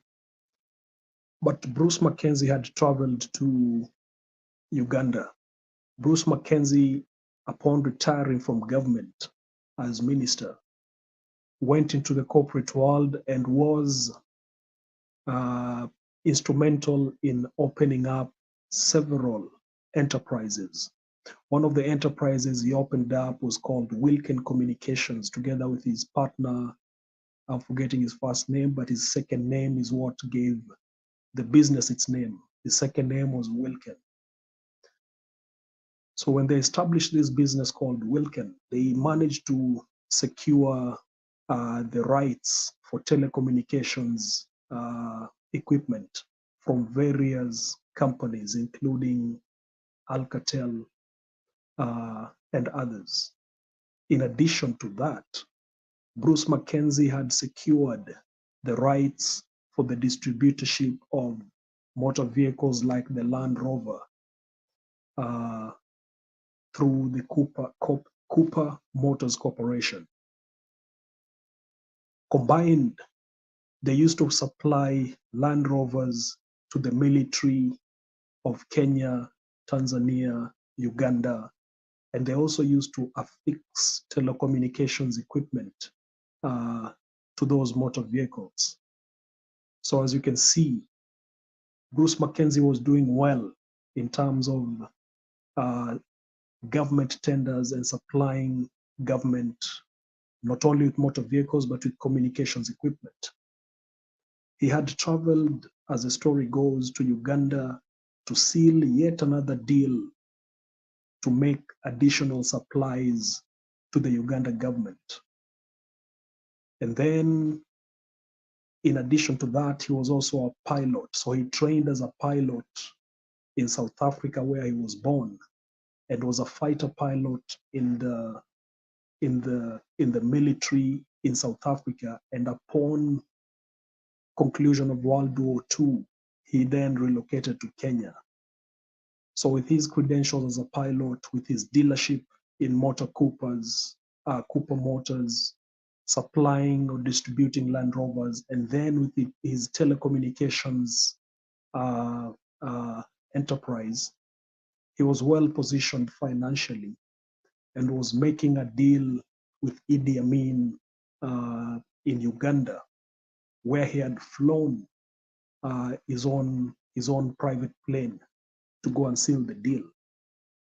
Upon conclusion of the deal, he got back into his plane, flew back to Kenya, but it is said that when he was leaving Uganda, he was given a gift, and this gift was in the form of a carving. And it said that in that carving was a bomb which exploded when he was in the Kenyan airspace, and hence the death of Bruce Mackenzie. With my long narrative, I hope I have answered your question, Pen Nyagaka. I think that is answered. We are 2 minutes past time, so I would just maybe request us to make some closing remarks. I know this is a topic that we cannot end it today. Maybe we'll communicate the day that we are going to continue because there's a lot, and actually in the book that you've written, I'm yet to get it. I'm yet to get my. Actually, I'll have to order my copy tomorrow through the Amazon. So there's a lot that we need to look at it because if I just maybe have a look at some of the things that you've touched on something to do with the tribalism, and I think you've looked into all the general elections that we've had from independence, and you've also touched on some weakest links that we have, that is in education, transport, health, food, housing. And it's so interesting, currently we are having this debate on the affordable housing, something like that. You've also touched on the issue of the middle class, and if it has always been my belief that some of the problems you're having in this country, some of the political problems are caused by the middle class, because they've taken the responsibility of election and they given it to the people who are at the lowest point of the Kenyan economy to make such decisions. So, but when the effects of these decisions are experienced, then the middle class are the ones who normally suffer most. I think you've also talked of the leadership styles in Kenya and so on and so forth, and some of the notable patriots. So we'll get time, I think we'll have to create time so that we can be able to look at this trouble in Kenya, so that we can be able to discuss. You know, most Kenyans, they don't know the history, because the history that we were taught in school is not the real history. I think we were taught some sort of fabricated history, or this is some history that was designed by the Western countries, so that we can think in a certain way to appreciate them, and fail to appreciate the real heroes and the real issues that are facing us as a country. So I'll just start with the Kenyan Mandamano to give her closing remarks. Then Jeremani, I'll give you 5 minutes to give your closing remarks. Then we can call it a day, or we can call it an evening, if you allow me. Alex, also I have to appreciate that despite being in the hospital, he managed to join. So Kenyan Mandamano, I'll start with you, then I'll go to Pen Nyagaka, then I'll give it to Jeremani to give us the closing remark. Thank you, Leo, and thank you for Jeremani for the good information. I hope Kenyans who are listening. Nobody is can celebrate when bad things are happening. Those people who vanished, who were killed unceremoniously, because there's no ceremony to kill somebody anyway. But they were killed while they were doing the best, which they thought will help the inhabitants. But we cannot celebrate, but just feel mourning about them. If they were there, what good things would have happened in our country. The other thing I would say, I'm not a propagandist. I am a woman, a mother, who really understands Kenya very well. And Kenya is my country. I love it. And when I see things go wrong, I will shout and I'll say it. Let nobody make you keep quiet when you see things are not happening in the right way. Jeremani has given the history of what bad things were happening in our country. And actually, I feel for every family that lost their loved one who was trying to help the many Kenyans in our country. I will just wish Kenyans Merry Christmas, however the situation is, because I know Kenya is not in the right situation. And this is another history that will be read by other Jeremani who will be there. And it will not look good when they describe the situation of what Kenyans are going through. It will be the same as we are hearing what happened for those legendaries that died, just fighting for the right of our country. So for me, I would just wish everybody Merry Christmas, Happy New Year, and a prosperous one. Thank you, Leo, for this channel. It's open for every person who feels that they have a view to say something about what is going on, and also to share what you know that people might not know. Jeremani, enjoy your Merry Christmas and New Year, and continue with the same rhythm of letting people know where we started and where we are right now compared. Thank you. I'm leaving everybody in good hands, and may God bless you wherever you are. Be happy. Thank you so much. Thank you so much. And always feel welcomed whenever you feel there's something that you need to share. We don't represent anybody's opinion. Everybody who comes here comes with their views, and you cannot change somebody's view. There is a better way of changing somebody's view, is to prove them wrong. If somebody is saying this color is black, and you know very well you want to change that person to start seeing it as white, then you need to make it white so that their perception can be changed. Leo. Yes, Pen Nyagaka, it is your time now to give us a closing remark. You've come right on time.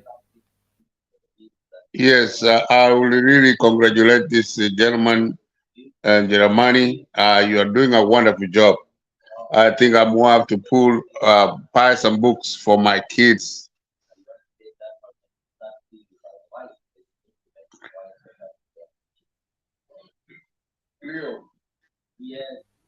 Yes, Pen, what is happening? There is a device in your room. Yeah. Okay, I was going to tell you that thank you very much for the gentleman, Jeremani. I'm going to have to buy the books for my kids that are really want to know a lot about Kenya. And Jeremani, you are doing a wonderful job. George Bernard Shaw and this guy were the only people that were seconded by the British government to the Kenyan government. And it is true. It was Idi Amin who gave him that gift, and it finished him in Kenya. And it is a long story, just like you have said. It is very, very positive, and some of us love very much what you are really putting on a piece of paper. And for our kids, I think our kids will love to hear this. And thank you very much.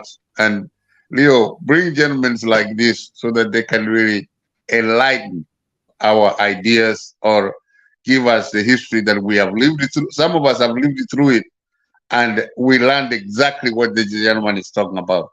Thank you very much, Leo. Thank you very much, Jeremani. Wish you the best.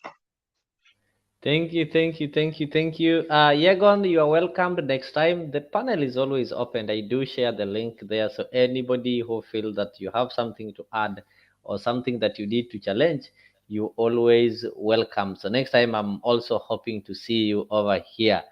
Jeremani, it's now your time. You can just give us a summary or a closing remark, and I know we are going to organize. We will be here. We will ensure that this history is not let go. So we'll ensure that people get it and the people know what they can rightfully do. Now, some of us, I think, will agree with you that the history that we did in school is not the right history.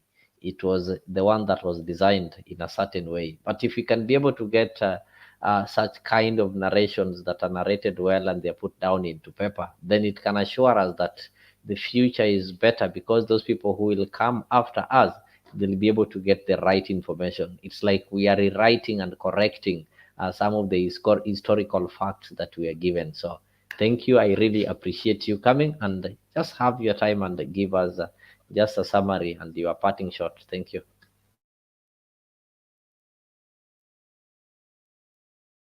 Thank you, Leo. I must say I'm most grateful for the invite and the opportunity for us to have this conversation. So the Trouble with Kenya Mackenzian Blueprint is available in 2 volumes. So I must start by saying thank you to Goodia. I think I'm looking at the comments in the chat section, and he says, Goodia, excuse my use of gender, but Goodia says they have ordered their copy, which is arriving on Friday. Maybe you can also let us know which location so that it helps me understand where the books are also available. But you share that you've ordered and it's arriving on Friday. Thank you for that. I also wish to share that the book is available as a volume 1, and there's a volume 2, a different book. And then there's also a comic book. Pen Nyagaka has talked about his kids. I would invite you to buy for them this comic book. It's only 66 pages.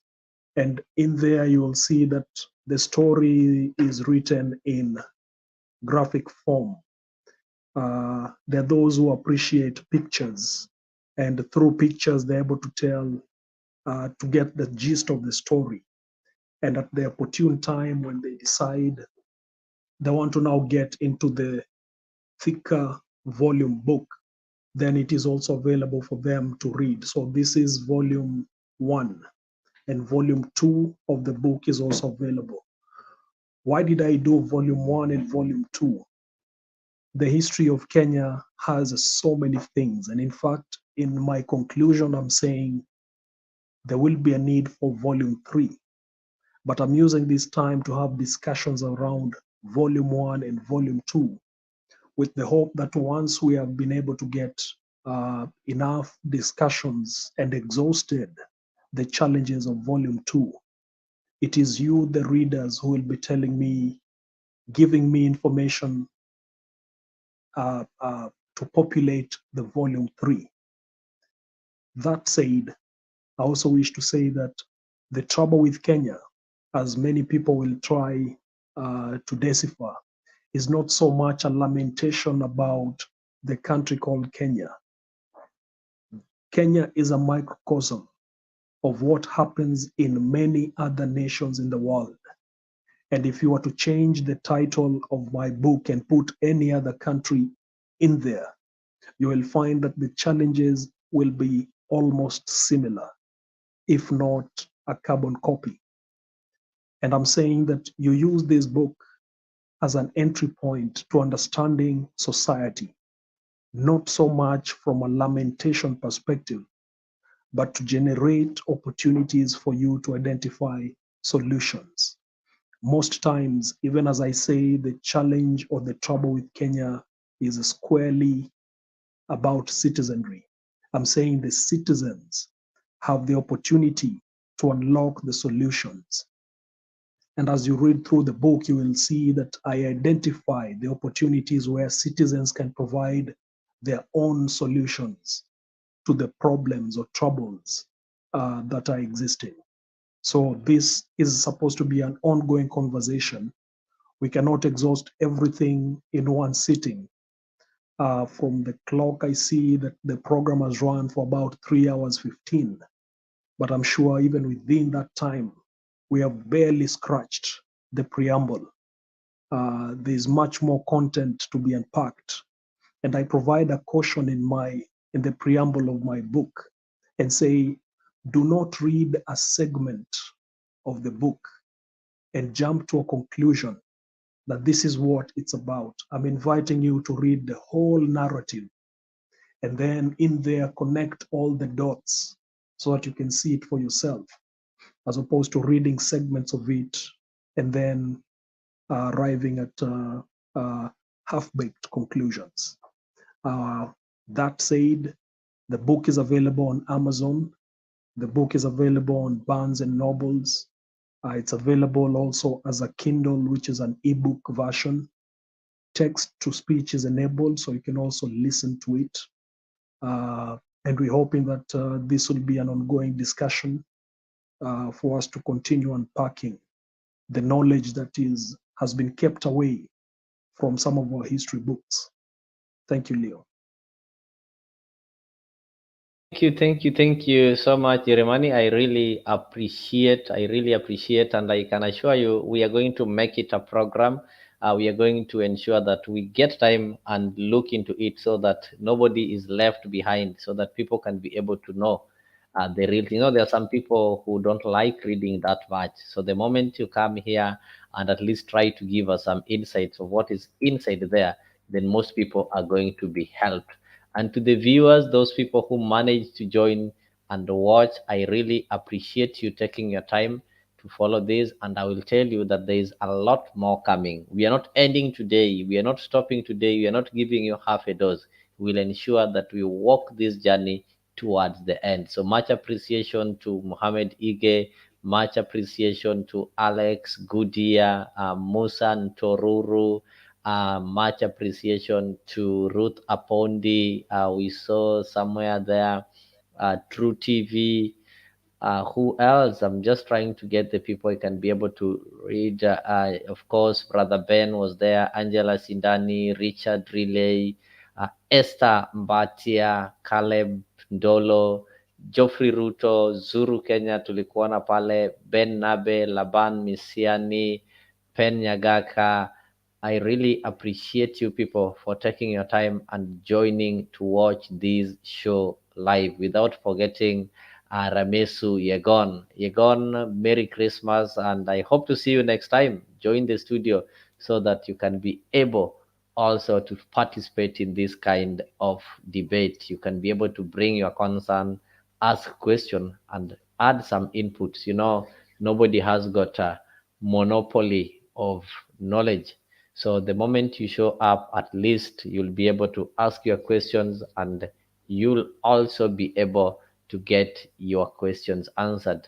With all that said, I can't stop wishing you people a Merry Christmas and a happy, prosperous 2024. I can promise you that moving forward next year, 2024, we have lined a lot for you, and everybody is going to enjoy. So with those many remarks and things that we've said, I just want to wish you people a Merry Christmas and a happy 2024. And to those ones who are sleeping, good night, and the ones who are waking, good morning, na tuweze kusukuma gurudumu la maisha. Goodbye. Let us meet tomorrow, same time, same place. And this is Afriq 24 hours. So if you've not subscribed, ensure you subscribe so that whenever we go live, you don't miss.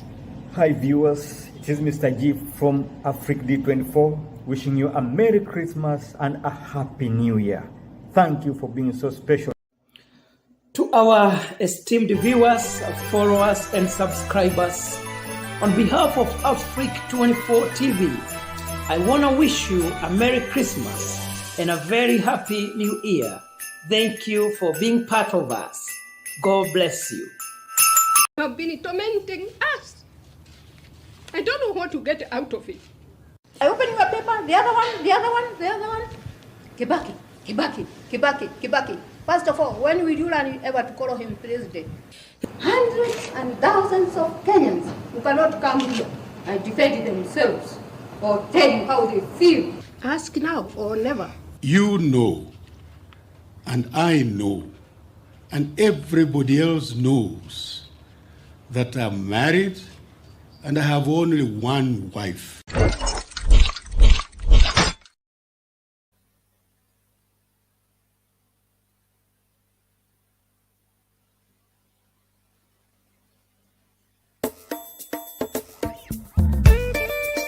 Tunasonga mbele watu wote wa Jamhuri Kenya yetu. Tunasonga mbele watu wote wa Jamhuri Kenya yetu. Haya sisi sote wananchi tushangilie. Eko Jamhuri, eko Jamhuri, sote eko Jamhuri Kenya yetu yaenda mbele. Eko Jamhuri, sote eko Jamhuri, eko Jamhuri Kenya yetu yaenda mbele. Mwaka wa 60 umefika, tangu Kenya iwe huru. Mwaka wa 60 umefika, tangu Kenya iwe huru. Haya sisi sote wananchi tushangilie. Eko Jamhuri, eko Jamhuri, sote eko Jamhuri Kenya yetu yaenda mbele. Eko Jamhuri, sote eko Jamhuri, eko Jamhuri Kenya yetu yaenda mbele. Twaenda mbio, Kenya yaenda mbele. Kwa elimu twaenda mbele, matibabuni twaenda mbele, viwandani twaenda mbele, na mashambani twaenda mbele. Eko Jamhuri, sote eko Jamhuri, eko Jamhuri Kenya yetu yaenda mbele. Eko Jamhuri, eko Jamhuri, sote eko Jamhuri Kenya yetu yaenda mbele.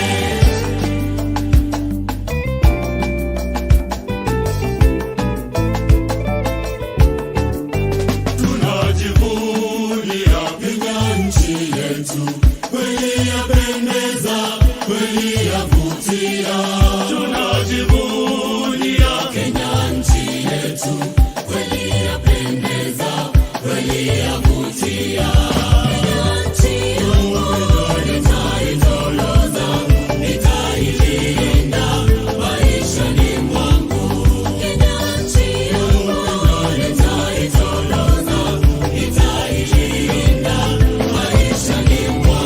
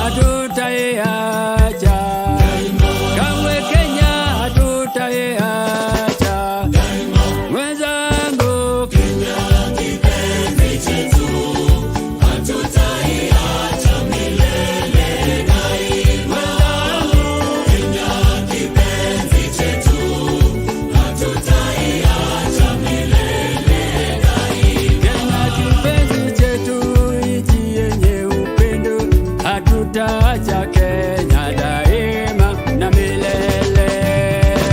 Kenya kipenzi chetu, hatutaiacha milele daima. Kenya kipenzi chetu, hatutaiacha milele daima. Tumeapa sote wananchi wa Kenya kutumikia Kenya daima na milele. Kenya kipenzi chetu, hatutaiacha milele daima. Kenya kipenzi chetu, hatutaiacha milele daima. Sitaiacha Kenya nchi yangu, mimi ni mwana Kenya daima. Na nikienda ng'ambo nitarudi, mimi ni mwana Kenya daima. Sitadanganya kamwe na wageni, mimi ni mwana Kenya daima. Wala sitapotoshwa na wabaya, mimi ni mwana Kenya daima. Sitasaliti Kenya nchi yangu, mimi ni mwana Kenya daima. Na majirani wangu nitalinda, mimi ni mwana Kenya daima.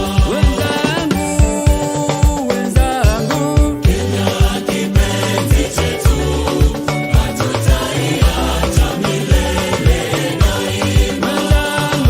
Kenya kipenzi chetu, hatutaiacha milele daima. Tushangilie Kenya, taifa letu tukufu, Kenya tunayoipenda, Kenya nchi tunayoipenda, Kenya.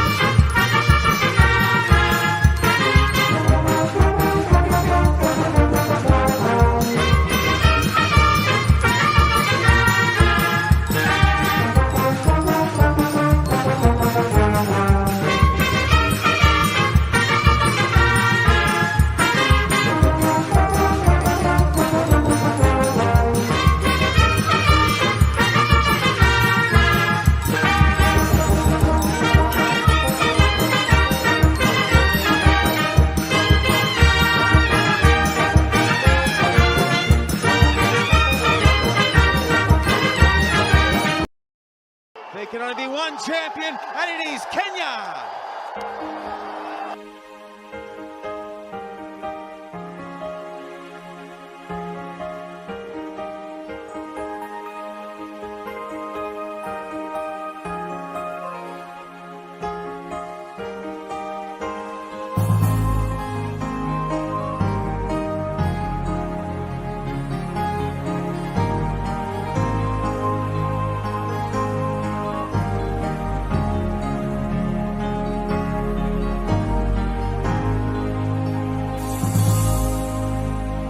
Moja ni fahari yetu, undugu ndio nguvu. Chuki na ukabila hatutaki hata kamwe. Lazima tuungane, tuijenge nchi yetu, pasiwe hata mmoja anayetenganisha. Naishi na tumaini, najitolea daima Kenya. Hakika ya bendera ni udhabiti wangu, nyeusi ya wananchi na nyekundu ni ya damu, kijani ni ya ardhi, nyeupe ya amani. Daima mimi Kenya, mwananchi mzalendo. Kwa machungu na mateso, kwa vilio na huzuni, tulinyakuliwa uhuru na mashujaa wa zamani. Hawakushtushwa na risasi au kufungwa gerezani. Nia yao ukombozi, kuvunja pingu za ukoloni. Naishi na tumaini, najitolea daima Kenya. Hakika ya bendera ni udhabiti wangu, nyeusi ya wananchi na nyekundu ni ya damu, kijani ni ya ardhi, nyeupe ya amani. Daima mimi Kenya, mwananchi mzalendo.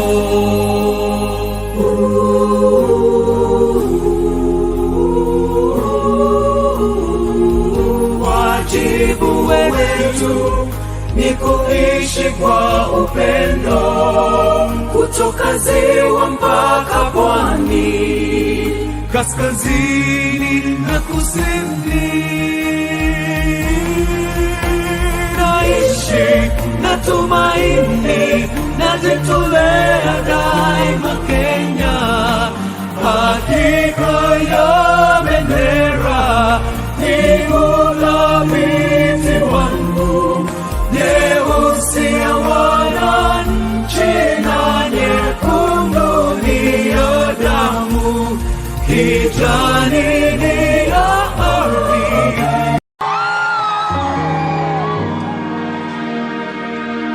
Moja ni fahari yetu, ndugu ndio nguvu.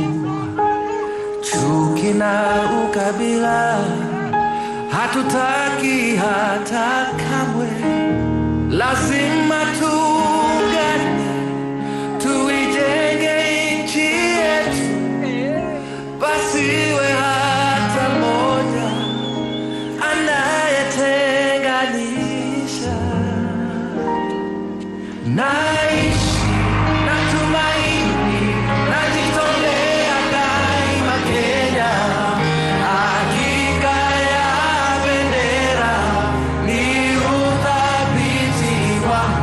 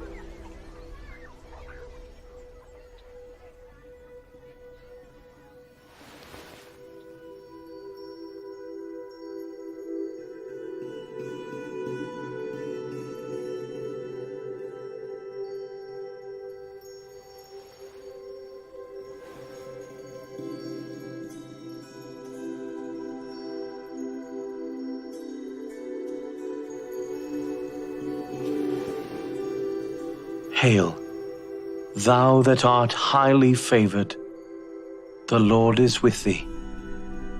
Blessed art thou among women. Fear not, Mary, for thou hast found favor with God. And behold, thou shalt conceive and bring forth a son. And thou shalt call his name Jesus. He shall be great, and shall be called the Son of the Highest. And of his kingdom there shall be no end.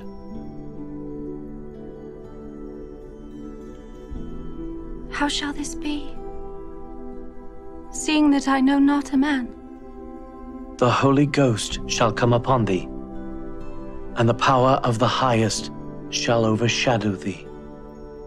Therefore, also that holy child, which shall be born of thee, shall be called the Son of God.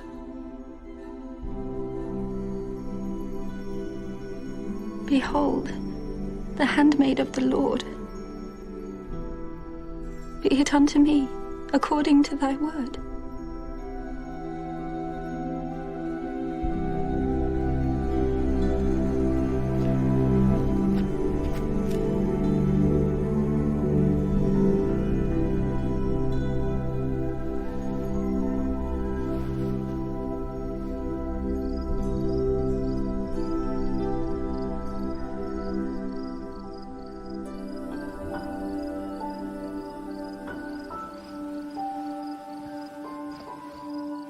Joseph, thou son of David, fear not to take unto thee Mary thy wife, for that which is conceived in her is of the Holy Ghost.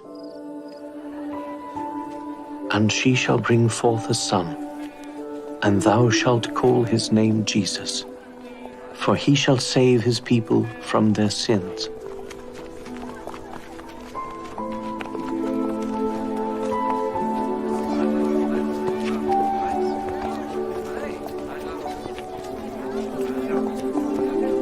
Aitai, Nechomatara, Nechomatara, Aitai, Nechomatara, Siarata.